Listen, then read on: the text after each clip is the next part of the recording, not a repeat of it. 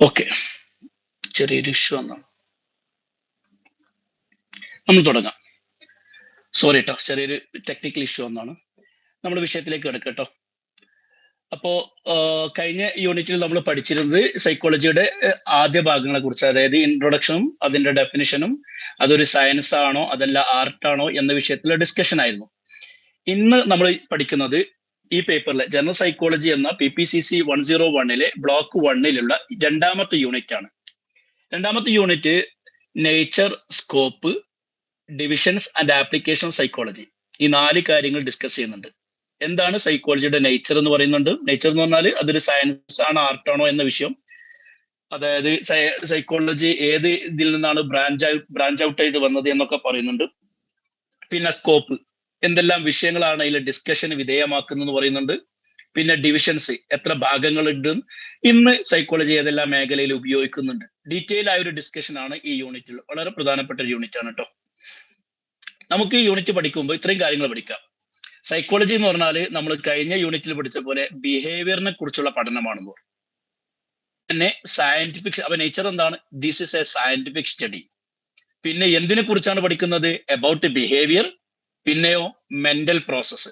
അപ്പൊ പ്രത്യക്ഷത്തിൽ കാണുന്ന ബിഹേവിയറും, എന്നാൽ പെട്ടെന്ന് കാണാൻ മനസ്സിലാക്കാത്ത വ്യക്തിയെ ഏറ്റവും കൂടുതൽ സ്വാധീനിക്കുന്ന, സമൂഹത്തിൽ ഏറ്റവും കൂടുതൽ സ്വാധീനം ചെലുത്തുന്ന മെന്റൽ പ്രോസസ്സും, ഇത് രണ്ടും ശാസ്ത്രീയമായി പഠിക്കുന്ന ഒരു ശാസ്ത്ര ശാഖയാണ് സൈക്കോളജി. അപ്പോൾ ശാസ്ത്രീയ ശാഖയാണ്, ബിഹേവിയറിനെ പഠിക്കുന്നു, മെന്റൽ പ്രോസസ്സിനെ പഠിക്കുന്നു. പിന്നെ സൈക്കോളജി എങ്ങനെ വന്നതെന്ന് പറഞ്ഞാൽ ഫിലോസഫിയുടെ ഒരു ബ്രാഞ്ച് ഔട്ട് ആയിട്ടാണ് വന്നത്. അപ്പോൾ ഫിലോസഫി ആയിരുന്നു പണ്ടുണ്ടായിരുന്നത്, അതിൽ നിന്നും പിന്നീട് ഇങ്ങനെ ഡെവലപ്പ് ചെയ്തു വന്നതാണ്. അതുകൊണ്ട് തന്നെ ഫിലോസഫിയുടെ കീഴിലുള്ളതും മറ്റു സയൻസുകളുമായിട്ട് സൈക്കോളജിക്ക് നല്ല ബന്ധമുണ്ട്. സൈക്കോളജിക്ക് മറ്റു സയൻസുകളുമായിട്ട് ബന്ധമുണ്ട്. ഇത് ഒറ്റപ്പെട്ട ഒരു ബ്രാഞ്ച് അല്ല, മറിച്ച് നമ്മൾ മറ്റു സയൻസുകൾ എന്ന് പറഞ്ഞാൽ ഇതൊക്കെ ഉദാഹരണം നമുക്ക് പറയുകയാണെങ്കിൽ ഫിസിക്സ്, കെമിസ്ട്രി, ബയോളജി, ഇതിനോടൊക്കെ ബന്ധമുണ്ട്.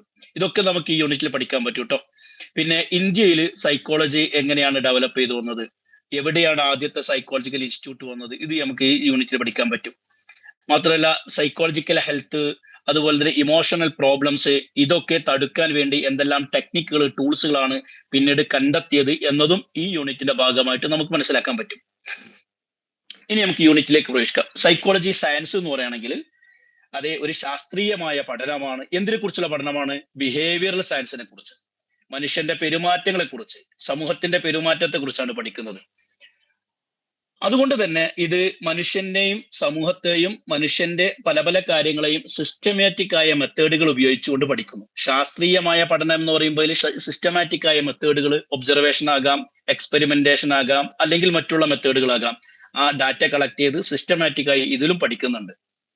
അതുകൊണ്ട് തന്നെ ഇതൊരു ശാസ്ത്രമാണ് എന്നതുകൊണ്ട് തന്നെ ഫിസിക്കൽ സയൻസുകളായ മറ്റു സാധനങ്ങൾ, ഉദാഹരണം ഫിസിക്സ്, അതിൽ നമ്മൾ ഒബ്ജക്ടിവിറ്റി ഉണ്ട്, എക്സ്പെരിമെന്റേഷൻ ഒക്കെ നടത്താറുണ്ട്. അതേ രൂപത്തിൽ സൈക്കോളജിയിലും നടത്താം. അതേസമയം ബയോളജിക്കൽ സയൻസുകളായ ബയോളജിയിൽ നമ്മൾ ബ്രെയിനിനെ കുറിച്ച് പഠിക്കുന്നു, ഹെറിഡിറ്റിയെ കുറിച്ച് പഠിക്കുന്നു, ന്യൂറോണുകളെ കുറിച്ച് പഠിക്കുന്നു, ഹോർമോണുകളെ കുറിച്ച് പഠിക്കുന്നു. ഇതേ രൂപത്തിൽ സൈക്കോളജിയിലും പഠിക്കും. അപ്പോൾ ഫിസിക്കൽ സയൻസിനെ പോലെ ബയോളജിക്കൽ സയൻസിനെ പോലെ അതിലൊക്കെ ഉപയോഗിക്കുന്ന ടെക്നിക്കുകളും മെത്തേഡുകളും നമ്മൾ ഈ പറയുന്ന സൈക്കോളജിയിൽ ഉപയോഗിക്കാറുണ്ട്. മാത്രമല്ല സാധാ സയൻസ് ഉപയോഗിക്കുന്ന പ്രഡിക്ഷൻ, എക്സ്പ്ലനേഷൻ, ഇതൊക്കെ നമ്മൾ സൈക്കോളജിയിൽ ഉപയോഗിക്കാൻ പറ്റും. ചില കാര്യങ്ങൾ വെച്ചുകൊണ്ട് നമുക്ക് പ്രെഡിക്റ്റ് ചെയ്യാൻ പറ്റും, ചില സംഭവങ്ങളെ നമുക്ക് എക്സ്പ്ലെയിൻ ചെയ്യാൻ പറ്റും. മാത്രമല്ല ചില ടൂളുകൾ ഉപയോഗിച്ചുകൊണ്ട് നമുക്ക് ബിഹേവിയറിനെ കൺട്രോൾ ചെയ്യാൻ പറ്റും. അപ്പോൾ സാധാരണഗതിയിൽ ഒരു ശാസ്ത്രം എങ്ങനെയൊക്കെയാണോ ആ ഫിസിക്സിനെ അല്ലെങ്കിൽ ആ ഒരു സയൻസിനെ കൺട്രോൾ ചെയ്യുന്നെങ്കിൽ, അതേ രൂപത്തിൽ സൈക്കോളജിയും ഒരു സയൻസ് രൂപത്തിൽ ആ ടൂളുകളും ടെക്നിക്കുകളും ഉപയോഗിക്കുന്നുണ്ട് എന്നുള്ളതാണ്. ഇനി സൈക്കോളജി നമ്മളൊരു സയൻസ് എന്ന് പറഞ്ഞല്ലോ, അപ്പോ അതിന് മറ്റു സയൻസുകളുമായിട്ട് വല്ല ബന്ധവുമുണ്ടോ? ഈ നിങ്ങൾ അറിയുന്ന ഏതെങ്കിലും സയൻസുകളെ കുറിച്ച് ഒന്ന് പറയാമോ? സൈക്കോളജിക്ക് ഏതെങ്കിലും സയൻസായിട്ട് കണക്ഷൻ ഉണ്ടോ? നിങ്ങൾക്ക് ആർക്കെങ്കിലും ഒന്ന് പറയാൻ പറ്റുമോ?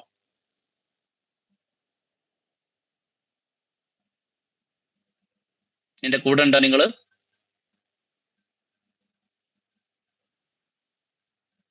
ആർക്കെങ്കിലും പറയാൻ പറ്റുമോ സൈക്കോളജിക്ക് മറ്റു സയൻസുകളായിട്ട് ബന്ധമുണ്ടോ എന്ന വിഷയം? ഹലോ, ഞാൻ ഒറ്റക്കാണോ? ആരും പറയില്ലല്ലേ? നിങ്ങൾ ധൈര്യമായിട്ട് പറഞ്ഞോളൂ, പേടിക്കേണ്ട കേസൊന്നുമില്ല. No idea. ഓക്കെ, അതെ. സൈക്കോളജിക്ക് മറ്റു സയൻസുകളുമായിട്ട് ബന്ധമുണ്ട്. അങ്ങനെ പറഞ്ഞാൽ സൈക്കോളജിക്ക് ഒരു ഐസൊലേറ്റഡ് സയൻസ് അല്ല. മറ്റു സയൻസുകളുമായിട്ട് കണക്ഷൻ ഉള്ളതാണ്, ഐസൊലേറ്റഡ് അല്ല, ഒറ്റപ്പെട്ടതല്ല. അതുകൊണ്ട് തന്നെ ഈ മറ്റു സയൻസിൽ ഉണ്ടായിരുന്ന ഡെവലപ്മെന്റുകൾ സൈക്കോളജിയുടെ ഡെവലപ്മെന്റിന് അല്ലെങ്കിൽ സൈക്കോളജി ഉണ്ടായി വരാൻ സഹായമായി. അതുപോലെ സൈക്കോളജിയിൽ ഉണ്ടായ പുതിയ പുതിയ കണ്ടുപിടുത്തങ്ങളും ആ മേഖലയിൽ ഉണ്ടായ പുരോഗതിയും മറ്റു സയൻസിന്റെ വളർച്ചയ്ക്കും കാരണമായി നമുക്ക് മനസ്സിലാക്കാം. അതായത് പരസ്പര ബന്ധിതമാണ് പല സയൻസ്. ഉദാഹരണം ഫിസിക്സ്, സൈക്കോളജി, സൈക്കോഫിസിക്സ്, ബയോസൈക്കോളജി, ബയോളജിയും സൈക്കോളജിയും, ബയോസൈക്കോളജി, കെമിസ്ട്രിയും സൈക്കോളജിയും, ഇങ്ങനെ വ്യത്യസ്തമായ നമ്മൾ സാധാരണ നേച്ചർ ബേസിക് സയൻസ് ആയിട്ട് പറയുന്ന ഫിസിക്സ്, കെമിസ്ട്രി, ബയോളജി, ഇതാണല്ലോ ബേസിക് സയൻസുകൾ. ഇതിനൊക്കെ സൈക്കോളജിയോട് ബന്ധമുണ്ട്. അതേ പ്രകാരം സൈക്കോളജിയിൽ നിന്നും മറ്റു സയൻസുകൾ ബ്രാഞ്ച് ഔട്ട് ആയിട്ടുണ്ട്. അങ്ങനെ പറഞ്ഞാൽ ഫിലോസഫിയുടെ ഒരു ചൈൽഡാണ് സൈക്കോളജി. സൈക്കോളജിക്ക് ശേഷമാണ് സോഷ്യോളജി വന്നത്, ആന്ത്രോപോളജി വന്നത്. അപ്പോ ഇത് അങ്ങോട്ടും അത് ഇങ്ങോട്ടൊക്കെ പരസ്പര ബന്ധമുണ്ട്. അതായത് ഇന്റർ ഡിസിപ്ലിനറി റിലേഷൻ ഉണ്ട്, അഥവാ ഇത് അങ്ങോട്ടും ഇങ്ങോട്ടും ഇന്റർ റിലേഷൻ ഉണ്ട്. അപ്പോ ഇതിലുള്ള ചില കോൺസെപ്റ്റുകൾ അതിലുപയോഗിക്കും, അതിലുള്ള കോൺസെപ്റ്റുകൾ ഇതിലുപയോഗിക്കും. ഉദാഹരണം ആറ്റിറ്റ്യൂഡ് എന്ന് പറഞ്ഞ സാധനം, അത് സൈക്കോളജിയിൽ ചർച്ച ചെയ്യുന്നുണ്ട്, എന്നാൽ സോഷ്യോളജിയിൽ അതിനേക്കാൾ അധികം ചർച്ച ചെയ്യുന്നുണ്ട്. അപ്പോ സോഷ്യോളജിയും സൈക്കോളജിയും ചേർന്ന് വന്ന സോഷ്യൽ ആറ്റിറ്റ്യൂഡ് വലിയൊരു വിഷയമാണ്. അപ്പൊ സൈക്കോളജിയിലെ ആറ്റിറ്റ്യൂഡ് എന്നുള്ള കോൺസെപ്റ്റ് അത് സോഷ്യോളജിയിലും വന്നു. ഇത് അങ്ങോട്ടും ഇങ്ങോട്ടും വന്നുകൊണ്ട് സോഷ്യൽ സൈക്കോളജി എന്ന പുതിയതിൽ പ്രധാന ഒരു വിഷയമാണ് ആറ്റിറ്റ്യൂഡ് എന്നുള്ളത്. ഇങ്ങനെ അങ്ങോട്ടും ഇങ്ങോട്ടും പരസ്പര ബന്ധിതമാണ്. പല കോൺസെപ്റ്റുകളും പല ആശയങ്ങളും ഇവിടുന്ന് അങ്ങോട്ടും അവിടുന്ന് ഇങ്ങോട്ടും പരസ്പരം ലേനാദേന കൈമാറ്റം ചെയ്യുന്നുണ്ട്. ഇനി നമുക്ക് ഈ സയൻസുകൾ തമ്മിൽ ബന്ധമുണ്ടോ എന്ന് ചോദിക്കും. അതെ, സൈക്കോളജി ശരിക്ക് ആ ഒരു സയൻസായി വരാൻ, ഇങ്ങനെ ഒരു പുതിയ ശാസ്ത്രമായി വരാൻ അതിന്റെ പിന്നിൽ പ്രവർത്തിച്ച, അല്ലെങ്കിൽ physiology, genetics, medicine, neurology, physics, chemistry, ഇവയൊക്കെ സഹായിച്ചിട്ടുണ്ട്. അതായത് ഫിസിയോളജിയിൽ പറയുന്നത്, ഫിസിയോളജി എന്ന് പറഞ്ഞാൽ എന്താണ്? മനുഷ്യന്റെ ശരീരഘടനയെ കുറിച്ചാണ് പറയുന്നത്. ബ്രെയിനിനെ കുറിച്ചും ഹോർമോണിനെ കുറിച്ചും നെർവസ് സിസ്റ്റത്തെ കുറിച്ചും അതുപോലെ മറ്റുള്ള കാര്യങ്ങളെ കുറിച്ചാണ് ഫിസിയോളജിയിൽ ചർച്ച ചെയ്യുന്നത്. അപ്പോ പെർസെപ്ഷൻ എന്ന് പറഞ്ഞാല്, അല്ലെങ്കിൽ എന്താണ് സെൻസേഷൻ എന്നൊക്കെ പറഞ്ഞാൽ അതൊക്കെ ഫിസിയോളജിയുടെ ഭാഗമാണ്. അത് സൈക്കോളജിയിൽ ചർച്ച ചെയ്യുന്നുണ്ട്. ജെനറ്റിക്സ് അത് ബയോളജിയുടെ ഭാഗമാണ്. ജെനറ്റിക്സ് എന്ന് പറഞ്ഞാൽ ജനിതകമായിട്ട് നമുക്ക് അച്ഛനിൽ നമ്മയിൽ നിന്നോ സ്പേമിലൂടെ മേഖലയോടെ ജെനറ്റിക് ആയിട്ട് നമുക്ക് കൈമാറ്റം ചെയ്യുന്ന പല ഘടകങ്ങളും, അതിൽ പറയുന്ന പല കാര്യങ്ങളും സൈക്കോളജിയിൽ ആവശ്യമുണ്ട്. ചില മാനസിക രോഗങ്ങള്, ചില പ്രയാസങ്ങള്, ചില ബുദ്ധിമുട്ടുകള്, അതൊക്കെ പാരമ്പര്യമായി കിട്ടുന്നതാണ് നമ്മൾ പറയാം. അത് ജെനറ്റിക് ആണെന്ന് പറയും. ആ കുട്ടി എന്താ ഭയങ്കര ചൂടാണത്, അത് വാപ്പാന്റെ കാര്യമാണ്, ജെനറ്റിക്സ്. അല്ലെങ്കിൽ അതെന്താ അങ്ങനെ തണുത്തിരിക്കുന്നത്, അത് ഉമ്മാന്റെ കാര്യമാണ്, ജെനറ്റിക്. അതുപോലെ തന്നെ മെഡിസിൻ, മെഡിക്കൽ സയൻസിൽ ഉണ്ടായിരുന്ന പുരോഗതി സൈക്കോളജിയിൽ സഹായകമായിട്ടുണ്ട്. അപ്പോ മാനസിക രോഗങ്ങളെ കുറിച്ചുള്ള പഠനങ്ങൾ നടത്തി അതിനു മരുന്നുകൾ കണ്ടെത്തി. ഭയങ്കര സൈക്കോട്ടിക്കായ അല്ലെങ്കിൽ ന്യൂറോട്ടിക്കായ ആൾക്കാർക്ക്, ഭയങ്കര ഡിപ്രസീവ് ആയ ആൾക്കാർക്ക് മെഡിസിൻ കൊടുക്കേണ്ടി വരും. ചിലപ്പോൾ എന്താവും, ആന്റി ഡിപ്രസീവ് മെഡിസിൻ കൊടുക്കേണ്ടി വരും. അതല്ലെങ്കിൽ എന്താ പറയാ, ആകെ തണുത്തിരിക്കുന്ന ആൾക്കാരെ ഒന്ന് ഉഷാറാക്കാൻ വേണ്ടിയിട്ടുള്ള മെഡിസിൻ കൊടുക്കേണ്ടി വരും. അപ്പൊ ഇതൊക്കെ മെഡിസിനിലെ മേഖലയിലെ വളർച്ചയും സൈക്കോളജി സഹായി. ന്യൂറോളജിയിലുമാണ് തന്നെ ന്യൂറോണുകളെ കുറിച്ചുള്ള neuro physics, neuro psychology, physics, chemistry, ഇതൊക്കെ അങ്ങോട്ടും ഇങ്ങോട്ടും. അതുപോലെ തന്നെ അപ്പോ ഈ സയൻസുകളൊക്കെ സൈക്കോളജിയുടെ ഡെവലപ്മെന്റിൽ, സൈക്കോളജിയിൽ പുതിയ പുതിയ ആശയങ്ങൾ കൊണ്ടുവരാൻ സഹായിച്ചിട്ടുണ്ട്. എങ്കിൽ സൈക്കോളജി കാരണം സോഷ്യോളജിയിലും ആന്ത്രോപോളജിയിലും എക്കണോമിക്സിലും പൊളിറ്റിക്കൽ സയൻസിലും മാനേജ്മെന്റ് സ്റ്റഡീസിലും വലിയ പുരോഗതി ഉണ്ടായിട്ടുണ്ട്. അതായത് സൈക്കോളജിയിലെ പല കോൺസെപ്റ്റുകളും സൈക്കോളജിയിലെ പല തിയറീസും ഈ പറഞ്ഞ സോഷ്യോളജി, ആന്ത്രോപോളജി ഇവർ കടമെടുക്കാറുണ്ട്, എക്കണോമിക്സിൽ കടമെടുക്കാറുണ്ട്, പൊളിറ്റിക്കൽ സയൻസിലും. അറിയാലോ, പൊളിറ്റിക്കൽ സയൻസ് എന്ന അധികാരങ്ങളെ കുറിച്ചാണ്. എങ്ങനെ ജനങ്ങളുടെ അധികാരം സ്ഥാപിക്കാം. അപ്പോൾ ലീഡർഷിപ്പിനെ കുറിച്ച് അവിടെ പറയും. എങ്ങനെയാണ് ലീഡർഷിപ്പിന്റെ ക്വാളിറ്റി വർദ്ധിപ്പിക്കുന്നത്, സൈക്കോളജി പഠിപ്പിക്കുന്നുണ്ട്. ലീഡർമാരെ എങ്ങനെയാണ് ഉണ്ടാക്കിയെടുക്കേണ്ടത്, സൈക്കോളജി പഠിപ്പിക്കുന്നുണ്ട്. പൊളിറ്റീഷ്യൻസ് അങ്ങനെയല്ലേ, രാഷ്ട്രീയമായിട്ട് അങ്ങനെയാണ് വരുന്നത്. മാനേജ്മെന്റ് സ്റ്റഡീസ്, മാനേജ്മെന്റ് ക്വാളിറ്റീസ് വർദ്ധിപ്പിക്കേണ്ട, അല്ലെങ്കിൽ മാനേജർക്ക് ഉണ്ടായിരിക്കേണ്ട ക്വാളിറ്റി സൈക്കോളജി പറയുന്നുണ്ട്. മാനേജ്മെന്റ് എന്ന് പറയുന്ന ഒരു സാധനത്തിൽ സൈക്കോളജി പഠിക്കണം. അപ്പോൾ സൈക്കോളജിയിലെ പല തിയറികളും ഈ പറഞ്ഞ വിഷയങ്ങളുടെ ഡെവലപ്മെന്റ് സഹായകമായിട്ടുണ്ട്. എന്നാൽ നേരത്തെ പറഞ്ഞ ഫിസിയോളജിയിലെയും ജെനറ്റിക്കിലെയും മെഡിസിനിലെയും ന്യൂറോളജിയിലെയും പല പഠനങ്ങളും സൈക്കോളജിയുടെ ഡെവലപ്മെന്റ്, അപ്പൊ അങ്ങോട്ടും ഇങ്ങോട്ടും സഹായകമാണ്. ചുരുക്കി പറഞ്ഞാൽ no science can develop independently. നമുക്കറിയാം, ഒരു സയൻസും സ്വമേധയ ഒറ്റയ്ക്ക് വളരില്ല, പരസ്പരം അങ്ങോട്ടും നമ്മളിപ്പോ അയൽവാസികൾക്ക് സഹായിക്കുന്ന പോലെ അയൽവാസികൾ നമ്മളെ സഹായിക്കുന്ന പോലെ അങ്ങോട്ടും ഇങ്ങോട്ടും കണക്റ്റഡ് ആണ്. അങ്ങനെ പറഞ്ഞാൽ different scientific fields depend on each other finding of the. അപ്പോൾ ഈ ഒരു സാധനത്തിന്റെ ഡെവലപ്മെന്റ് വരുന്നത് മറ്റൊന്ന് കുറച്ച് കണ്ടെടുത്തിട്ടാണ്. അവിടെ പറഞ്ഞ കുറച്ച് കാര്യങ്ങൾ ഇവിടെ ഉപയോഗിക്കും, ഇവിടെ പറഞ്ഞ കാര്യങ്ങൾ മറ്റോടത്ത് ഉപയോഗിക്കും. പരസ്പര ബന്ധിതമാണ് ഈ സയൻസുകൾ മുഴുവൻ. ഒരു എക്സാമ്പിൾ പറയുകയാണെങ്കിൽ ഫിസിയോളജി എന്ന് പറഞ്ഞ സാധനം, അത് ശരിക്കും ബ്രെയിനിനെ കുറിച്ചും നെർവസ് സിസ്റ്റത്തെ കുറിച്ച് പഠിക്കാനാണ് ഉപയോഗിക്കുന്നത്. ജെനറ്റിക്സോ ഹെറിഡിറ്ററിയെ കുറിച്ചും ബിഹേവിയറിനെ കുറിച്ചാണ് പഠിക്കാൻ ഉപയോഗിക്കുന്നത്. മെഡിസിനോ മെന്റൽ ഹെൽത്ത് ട്രീറ്റ്മെന്റിനാണ് ഉപയോഗിക്കുന്നത്. സൈക്കോളജിയോ ലീഡർഷിപ്പ് മോട്ടിവേഷൻ സോഷ്യൽ ബിഹേവിയറിന് പഠിക്കുന്നു. Sociology anthropology. അപ്പൊ ഇത് അതിനും അത് ഇതിനൊക്കെ പരസ്പരം സഹായിക്കുകയും അങ്ങോട്ടും ഇങ്ങോട്ടും വളർച്ചയ്ക്ക് കാരണമാവുകയും ചെയ്തിട്ടുണ്ട്. ഇങ്ങനെ അങ്ങോട്ടും ഇങ്ങോട്ടും കാരണമായി പരസ്പരം വളരാൻ സഹായിക്കുന്ന ആ ഒരു പ്രതിഭാസത്തിന്റെ പേരാണ് ട്രാൻസാക്ഷണലിസം. എന്താ പേര്? ട്രാൻസാക്ഷണലിസം. ചോദിക്കാം, 3 മാർക്കിന് ചോദിക്കാൻ സാധ്യതയുണ്ട്. എന്താണ് ട്രാൻസാലേഷൻ എന്ന് പറഞ്ഞാല്? ഇവിടെയുള്ള പ്രശ്നങ്ങൾക്ക് പരിഹാരം അവിടുന്നും, അവിടെയുള്ള പ്രശ്നങ്ങൾക്ക് പരിഹാരം ഇവിടുന്നും. അതായത് അങ്ങോട്ടും ഇങ്ങോട്ടും പരസ്പരം ആശയ കൈമാറ്റം നടത്തി അങ്ങോട്ടും ഇങ്ങോട്ടും പരസ്പരം സഹായിച്ച് ഒരുപോലെ വളരുന്ന ഒരു സംവിധാനം. അപ്പൊ ഈ സയൻസ് അതിനെയും ആ സയൻസ് ഇതിനെയും പരസ്പരം സഹായിച്ച് രണ്ട് സയൻസും ഒപ്പം വളരുന്ന, അല്ലെങ്കിൽ ഒരു സയൻസ് മറ്റൊരു സയൻസിന്റെ വളർച്ചയ്ക്ക് കാരണമാകുന്ന ആ ഒരു പ്രോസസ്, ആ ഒരു പ്രതിഭാസം, ആ ഫിനോമിന, ഇതിനെയാണ് ട്രാൻസാക്ഷനിസം എന്ന് പറയുന്നത്. അങ്ങനെ പറഞ്ഞാൽ ജോയിന്റ് പ്രോബ്ലം സോൾവിങ് അപ്രോച്ച്. രണ്ടിലെയും പ്രശ്നം പരിഹരിക്കാൻ ഒരു solving problem. Scientist from multiple discipline collaborate. ഈ സയൻസിലെയും ആ സയൻസിലെയും ശാസ്ത്രജ്ഞന്മാർ പരസ്പരം സഹകരിക്കുന്നു. ഇപ്പൊ ന്യൂട്ടന്റെ ചില തിയറികൾ അത് സൈക്കോളജിയിൽ ഉപയോഗിക്കാൻ പറ്റും. സൈക്കോളജിയിലെ ചില കോൺസെപ്റ്റുകൾ അത് ബയോളജിയിൽ ഉപയോഗിക്കാൻ പറ്റും. ഇതിനെയാണ്. അങ്ങനെ പറഞ്ഞാൽ focus on complex and large scale problems. നിസ്സാരമായ കാര്യങ്ങൾക്ക് പകരം ഇന്റർനാഷണൽ ലെവലിലുള്ള പ്രശ്നങ്ങളൊക്കെ പരിഹരിക്കും. ഉദാഹരണം, കോവിഡ് വന്നു. കൊറോണ വൈറസ് വന്ന് ആകെ ലോകം മുഴുവൻ ലോക്കായി. പരസ്പരം അങ്ങോട്ടും ഇങ്ങോട്ടും ഇടപഴകാൻ പറ്റാതെയായി. അത് ചെറിയൊരു കാരണം കൊണ്ട് പരക്കുന്നു. അത് കാറ്റ് കണക്കെ പടർന്നു പന്തലിച്ച് ജനങ്ങളെ കൊല്ലുന്നു എന്നൊരവസ്ഥ എത്തിയപ്പോ മെഡിസിനാണ് ഇവിടെ സഹായിക്കേണ്ടത്. ശരിയാണ്, മരുന്ന് കൊടുത്ത് കുറെയൊക്കെ കൺട്രോൾ ചെയ്തു. പക്ഷേ മരുന്ന് മാത്രം പോരാ. ജോലി നഷ്ടപ്പെട്ടതിന്റെ പേരിൽ, അല്ലെങ്കിൽ അടുത്ത ആൾക്കാർ മരണപ്പെട്ടതിന്റെ പേരിൽ പല ആൾക്കാരും ഡിപ്രസീവ് രോഗികളായി, ഒറ്റപ്പെട്ട് ലോക്ക്ഡൌൺ ആയതിന്റെ പേരിൽ കുറെ ആൾക്കാർ തൂങ്ങി മരിക്കുക. അങ്ങനെ അപ്പോൾ മാനസിക പ്രയാസങ്ങൾ വന്നു. ഇവിടെ സൈക്കോളജിക്ക് ഇടപെടാൻ പറ്റും. അപ്പൊ കോവിഡിനാനന്തരം വന്ന കുടുംബ ബന്ധങ്ങള്, മറ്റുള്ളവർക്ക് സ്ക്രീൻ ഷെയർ ചെയ്യുന്നുണ്ടല്ലോ, കാണുന്നില്ല നിങ്ങൾക്ക്? എനിക്ക് സ്ക്രീന് ഷെയർഡ് ആണ്. ഒരു മിനിറ്റ് കേട്ടോ, നിങ്ങൾക്ക് സ്ക്രീൻ ഷെയർ ചെയ്യും.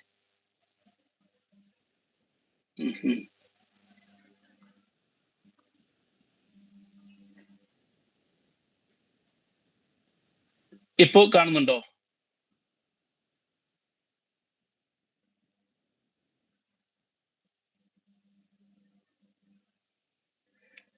Okay, very good. സോറി, ഞാൻ ശ്രദ്ധിച്ചില്ല. അപ്പോ ലാർജ് സ്കെയിൽ പ്രശ്നങ്ങൾക്കൊക്കെ പരിഹാരമായിട്ട് ഈ സൈക്കോളജി കാരണമായിട്ടുണ്ട്. മാത്രമല്ല അങ്ങോട്ടും ഇങ്ങോട്ടുള്ള പരസ്പര വിജ്ഞാന വിനിമയ കൈമാറ്റത്തിന് സഹായം. ഇതിനെയാണ് ട്രാൻസാക്ഷണലിസം എന്ന് പറയുന്നത്. അതായത് single discipline insufficient for global problems. വെറും മെഡിസിൻ കൊണ്ട് കൊറോണ സമയത്ത്, കോവിഡ് സമയത്ത് ഉണ്ടായ പ്രശ്നങ്ങൾ പരിഹരിക്കാൻ പറ്റിയിട്ടില്ല. ഇപ്പോ ഒരു യുദ്ധം നടക്കുകയാണ്, 2 രാജ്യങ്ങൾ തമ്മിൽ, അല്ലെങ്കിൽ 2 സംസ്കാരങ്ങൾ തമ്മിൽ. അവിടെ വലിയ പ്രശ്നങ്ങൾ ഉണ്ടായിരിക്കും. ഇപ്പോ ഫലസ്തീനിലെ പ്രശ്നങ്ങൾ, അല്ലെങ്കിൽ ഇന്ത്യയിലുള്ള മറ്റു സംസ്ഥാനങ്ങളിൽ, ഇവിടെയൊക്കെ വലിയ വലിയ പ്രശ്നങ്ങൾ നടക്കുന്നുണ്ട്. അവിടെ വെറും മരുന്നോ കാശോ മാത്രം ഉണ്ടായിട്ട് കാര്യമില്ല. അവിടെയുള്ള മനുഷ്യന്മാരുടെ പ്രശ്നങ്ങൾ പരിഹരിക്കണമെങ്കിൽ മാനസികമായ പ്രയാസങ്ങൾ ഉണ്ടാവും. അവിടെ സൈക്കോളജിസ്റ്റിന്, കൗൺസിലേഴ്സിന് റോൾ ഉണ്ടായിരിക്കും. ഇപ്പൊ ഉദാഹരണം പറയാം, ക്ലൈമറ്റ് ചേഞ്ച് എന്ന് പറഞ്ഞാൽ നമുക്ക് മനസ്സിലാവും, ആ ഒരു പ്രകൃതിയിലുള്ള പ്രശ്നമാണ്. അതൊന്നെങ്കിൽ വനം നശിപ്പിച്ച കാരണമാണ്, അതല്ലെങ്കിൽ ഇതുകൊണ്ടാണ്. ശരിയാണ്. അതോടൊപ്പം തന്നെ അത് കാരണം മനുഷ്യൻ അനുഭവിക്കുന്ന പ്രയാസങ്ങളും ബുദ്ധിമുട്ടുകളും ഉണ്ടായിരിക്കും.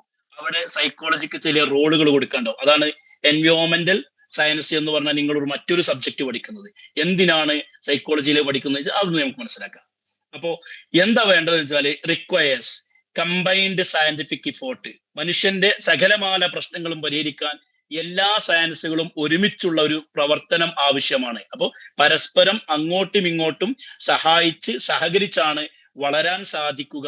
അങ്ങനെ സൈക്കോളജി മറ്റു സബ്ജക്റ്റുകൾ സൈക്കോളജിയെയും സഹായിക്കുന്നു എന്ന് പറയുന്ന ഈ ഒരു പ്രോസസ്സിന്, അല്ലെങ്കിൽ പ്രതിഭാസത്തിന് നമ്മൾ എന്ത് പറയാം? ട്രാൻസാക്ഷണലിസം എന്ന് പറയാം. അങ്ങനെ ട്രാൻസാക്ഷണലിസം ഉണ്ടായപ്പോ അതിന്റെ ഔട്ട്പുട്ട് എന്താണ്? ഇത് അങ്ങോട്ടും അതിങ്ങോട്ടും സഹായിച്ചുകൊണ്ട് എന്താ ഉണ്ടായത്? പുതിയ സബ്ജക്റ്റുകൾ ഉണ്ടായി. ഏതുപോലെ biophysics, biology plus physics, biophysics, biochemistry, biology plus chemistry, geology plus physics, geophysics. ഇതിപ്പോ ഒരു സയൻസ് മറ്റൊരു സയൻസിനെ സഹായിച്ച് പുതിയതുണ്ടായതാണ്. ഇതേ രൂപത്തിൽ തന്നെയാണ് സയൻസ് വരുന്നത്. അങ്ങനെയാണ് emergence of new disciplinary field വരുന്നത്. ഉദാഹരണം അത് ഇപ്പോ ബയോസൈക്കോളജി, ബയോളജി പ്ലസ് സൈക്കോളജിയാണ് ബയോസൈക്കോളജി. അതായത് മനുഷ്യന്റെ വ്യക്തിപരമായ കാര്യങ്ങൾ ഇങ്ങനെ പഠിച്ചു. അങ്ങനെ ട്രാൻസാക്ഷൻസ് ഉണ്ടായത് കൊണ്ട് broader understanding of human and എൻവയോൺമെന്റൽ പ്രോബ്ലംസ്, ഈ മനുഷ്യൻ ജീവിക്കുന്ന ചുറ്റുപാടിലെയും വിഷയങ്ങളെ വിശദമായി പഠിക്കാൻ നമ്മെ സഹായിച്ചിട്ടുണ്ട്. മാത്രമല്ല ഇത് അങ്ങോട്ടും അത് ഇങ്ങോട്ടും പരസ്പരം സഹായിക്കുകയും റിസർച്ചുകൾ നടത്തുകയും ചെയ്തിട്ടുണ്ട്, റിസർച്ചിനെ സഹായിച്ചിട്ടുണ്ട് എന്നുള്ളതാണ്. ഇനി നമുക്ക് പഠിക്കാനുള്ളത് സൈക്കോളജിയുടെ പ്രധാനപ്പെട്ട ബ്രാഞ്ചുകൾ ഏതൊക്കെയാണ്. സൈക്കോളജിയെ നമുക്ക് രണ്ടായി തിരിക്കാം. പൊതുവെ എല്ലാ സയൻസും രണ്ടായി തിരിയുന്ന പോലെ സൈക്കോളജിയും. ഒന്ന് ബേസിക് സയൻസ് അഥവാ അക്കാഡമിക് സയൻസ്. ഇത് പ്രധാനപ്പെട്ട ഒരു പോയിന്റ് ആണ് കേട്ടോ. ബ്രാഞ്ചസ് ഓഫ് സൈക്കോളജി എന്നുള്ള ആ പോയിന്റ് മാത്രം നോക്കിയാൽ മതി. സൈക്കോളജി എന്ന് പറഞ്ഞാൽ മനുഷ്യന്റെ സ്വഭാവങ്ങളെ കുറിച്ചും മനുഷ്യന്റെ മാനസിക വ്യവസ്ഥകളെ കുറിച്ചും പഠിക്കാനുള്ളതാണല്ലോ. അത് രണ്ടായി തിരിക്കാം, ബേസിക് അല്ലെങ്കിൽ അക്കാഡമിക് സയൻസ്. അപ്പോൾ ബേസിക് സൈക്കോളജി, അക്കാഡമിക് സൈക്കോളജി എന്ന് പറയും. രണ്ടാമത്തത് അപ്ലൈഡ് സൈക്കോളജി. അപ്പൊ ഏത് സയൻസും രണ്ടെണ്ണമാണ്. ബേസിക് സയൻസ് ഉണ്ട് അഥവാ അക്കാഡമിക് സയൻസ് ഉണ്ട്, അതുപോലെ അപ്ലൈഡ് സയൻസ് ഉണ്ട്, അതുപോലെ തന്നെ സൈക്കോളജി. ഇനി ബേസിക് എന്ന് പറയുമ്പോൾ എന്താണ്? അതിൽ നമ്മൾ പഠിക്കുക വെച്ചാല് മനുഷ്യന്റെ പല പ്രശ്നങ്ങൾ ഉണ്ടാവുമ്പോൾ അതിനെക്കുറിച്ച് കുറെ ചോദ്യങ്ങൾ ചോദിച്ച് ആ ചോദ്യങ്ങൾക്ക് ഉത്തരമായിട്ട് റിസർച്ച് ചെയ്ത് പലതും കണ്ടെത്തും. യൂണിവേഴ്സിറ്റി തലത്തിൽ റിസർച്ച് സെന്ററുകളിലൊക്കെ നടക്കുന്നതാണ്. അതാണ് നമ്മുടെ സ്കൂളിൽ പഠിപ്പിക്കുന്നത്, കോളേജുകൾ പഠിപ്പിക്കുന്നത്. അപ്പോൾ പല ആൾക്കാരും പഠനം നടത്തിയിട്ട് റിസർച്ച് ചെയ്ത് പുതിയ പുതിയ കോൺസെപ്റ്റുകളും തിയറികളും ഡെവലപ്പ് ചെയ്യുന്നു. അതാണ് അക്കാഡമിക് സയൻസ്. അതാണ് നമ്മൾ സ്കൂളിൽ കോളേജിൽ പഠിപ്പിക്കുന്നത്. എക്കണോമിക്സ് ആട്ടെ, പൊളിറ്റിക്സ് ആട്ടെ, ആന്ത്രോപോളജി ആട്ടെ, ഹിസ്റ്ററി ആട്ടെ, ജോഗ്രഫി ആട്ടെ, അതൊക്കെ ബേസിക് ആണ്, അക്കാഡമിക് സയൻസ് ആണ്. അതേ മനുഷ്യന്റെ ക്യൂരിയോസിറ്റി ഉണ്ടാകുക, ഒരു പ്രശ്നം എന്തുകൊണ്ട് അതുണ്ടായി, എന്തേ ഇത് ഇങ്ങനെ കൂടെ എന്നൊക്കെ ചോദിച്ചിട്ട് പുതിയ പുതിയ കണ്ടെത്തല്. ഫിസിക്സിലൊക്കെ അങ്ങനെ വരുന്നത്. ഇവിടെ സീക്സ് ഫണ്ടമെന്റൽ നോളജ്, അടിസ്ഥാനപരമായ അന്വേഷണം നടത്തിയിട്ട് അടിസ്ഥാനപരമായ പുതിയ വിവരങ്ങൾ കണ്ടെത്തുകയാണ് ബേസിക് സയൻസിൽ ഉണ്ടാകുന്നത്. ഇത് ഒരു പ്രാക്ടിക്കൽ യൂസിനുള്ളതല്ല, പുതിയ തിയറികളെ പറയുന്നുള്ളൂ. അത് യൂസ് ചെയ്ത് പരിഹരിക്കുമ്പോഴേക്കും എന്താവും? അപ്ലൈഡ് സയൻസ് ആവും. ഇപ്പൊ ഉദാഹരണം ന്യൂട്ടൺസ് ക്യൂരിയോസിറ്റി അല്ലെ. ന്യൂട്ടൺ ഒരിക്കൽ ഇരിക്കുന്ന സമയത്ത് തലയിൽ ആപ്പിൾ വീണു പോലും. അപ്പൊ അയാൾ എടുത്ത് തിന്നില്ല. പിന്നെ എന്തുകൊണ്ട് ഇത് വീണു? അങ്ങനെ അതെന്തായി? ഒരു ലോ ഓഫ് ഗ്രാവിറ്റേഷൻ എന്ന് പറയുന്ന ഒരു സിദ്ധാന്തത്തിലേക്ക് അല്ലെങ്കിൽ കണ്ടുപിടുത്തത്തിലേക്ക് എത്തിച്ചു എന്നുള്ളതാണ്. അപ്പൊ ഒരു ക്യൂരിയോസിറ്റി ഭാഗമായിട്ട് അന്വേഷിച്ച് പുതിയ പുതിയ കോൺസെപ്റ്റുകളും തിയറികളും ഡെവലപ്പ് ചെയ്യുന്ന അങ്ങനെ ഒരു ഭാഗമുണ്ട്. അതാണ് ബേസിക് അക്കാഡമിക് സയൻസ് എന്ന് പറയുന്നത്. അത് സൈക്കോളജിയിലുണ്ട്. എന്നാൽ അതിന്റെ മറ്റൊരു വശമുണ്ട്, അപ്ലൈഡ്. തിയറികൾ ഇങ്ങനെ പറഞ്ഞിട്ട് ആ തിയറി ജീവിതത്തിൽ പ്രശ്നങ്ങൾക്ക് പരിഹാരമായിട്ട് അപ്ലൈ ചെയ്യാം, ലാബിലൊക്കെ ഉപയോഗിക്കുന്ന പോലെ. അതായത് അവിടെ റിസർച്ച് ചെയ്ത് കണ്ടെത്തി കോളേജിൽ നിന്ന് പഠിക്കുന്ന തിയറികളെ basic knowledge real life problem പരിഹരിക്കാൻ വേണ്ടിയിട്ട് ഉപയോഗിക്കുന്നതാണ് അപ്ലൈഡ് സയൻസ് എന്ന് പറയുന്നത്. അത് ഫിസിക്സിലുണ്ട് ആപ്ലിക്കേഷൻ. ഇപ്പൊ ന്യൂട്ടന്റെ പല തിയറികളും നമ്മൾ അപ്ലൈ ചെയ്തിട്ടാണ് ഫിസിക്സിലെ പുതിയ പുതിയ കണ്ടുപിടുത്തങ്ങൾ നടത്തുന്നത്.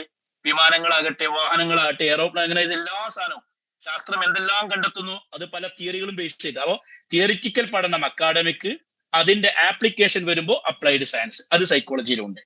പ്രാക്ടിക്കലിന്റെ പ്രോബ്ലം ഓറിയന്റഡ് ആയിരിക്കും. ഇവിടെ എന്തായിരിക്കും? തിയറി അല്ല പഠിക്കുക, കുറച്ച് പ്രോബ്ലം സോൾവ് ചെയ്യുക. അത് ഇങ്ങനെ ആവുമ്പോൾ അങ്ങനെ depend on the theories from the basic research. Basic റിസർച്ചിലുള്ള പല തിയറികളെയും കടമെടുത്ത് അതിന് പരിഹാരമായിട്ട് അത് പ്രാക്ടിക്കലി പ്രശ്നങ്ങൾക്ക് പരിഹരിക്കുന്ന ആ രീതിയാണ് അപ്ലൈഡ് സയൻസ്.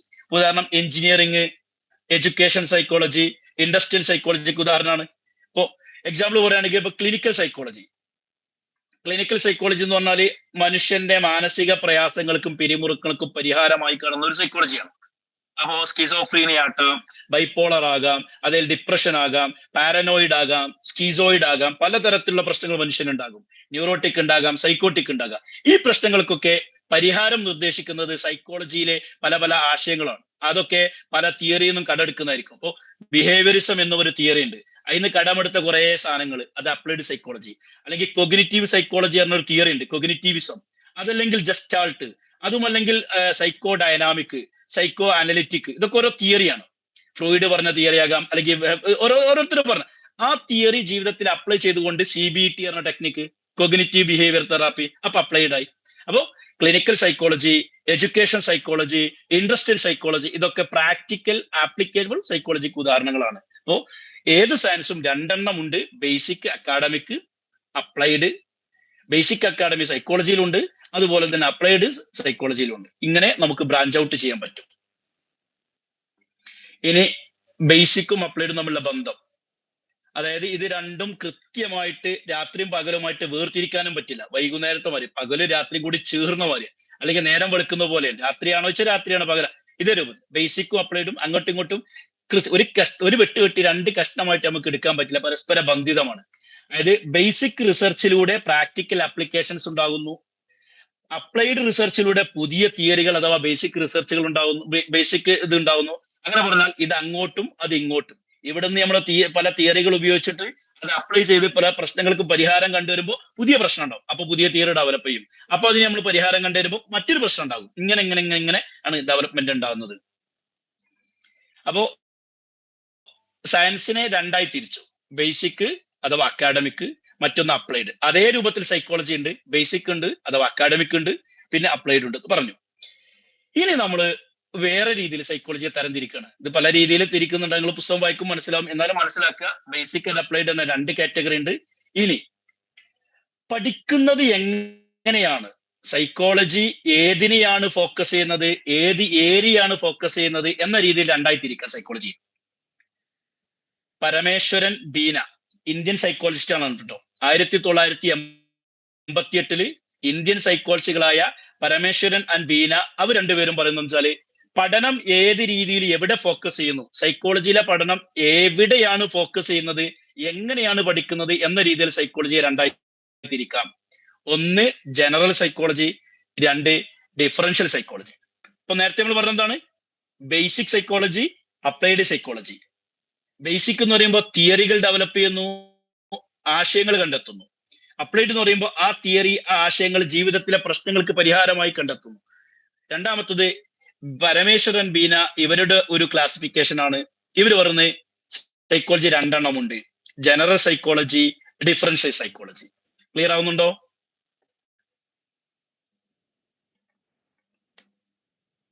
ഫോളോ ചെയ്യുന്നുണ്ടോ നിങ്ങൾ? എന്നെ ഫോളോ ചെയ്യുന്നുണ്ടോ? മനസ്സിലാവുന്നുണ്ടോ? യെസ്. ഇനി ഡിഫറൻഷ്യൽ സൈക്കോളജി എന്ന് പറഞ്ഞാൽ എന്താണ്? ജനറൽ സൈക്കോളജി, ഡിഫറൻഷ്യൽ സൈക്കോളജി എന്ന് പറഞ്ഞാൽ അതിൽ ഡിഫറൻഷ്യൽ എന്ന് പറഞ്ഞാല് വ്യത്യാസം എന്നാണല്ലോ. ഡിഫറൻറ്റ് പറഞ്ഞാൽ വ്യത്യസ്തമായതെന്നല്ലേ, അതാണ്.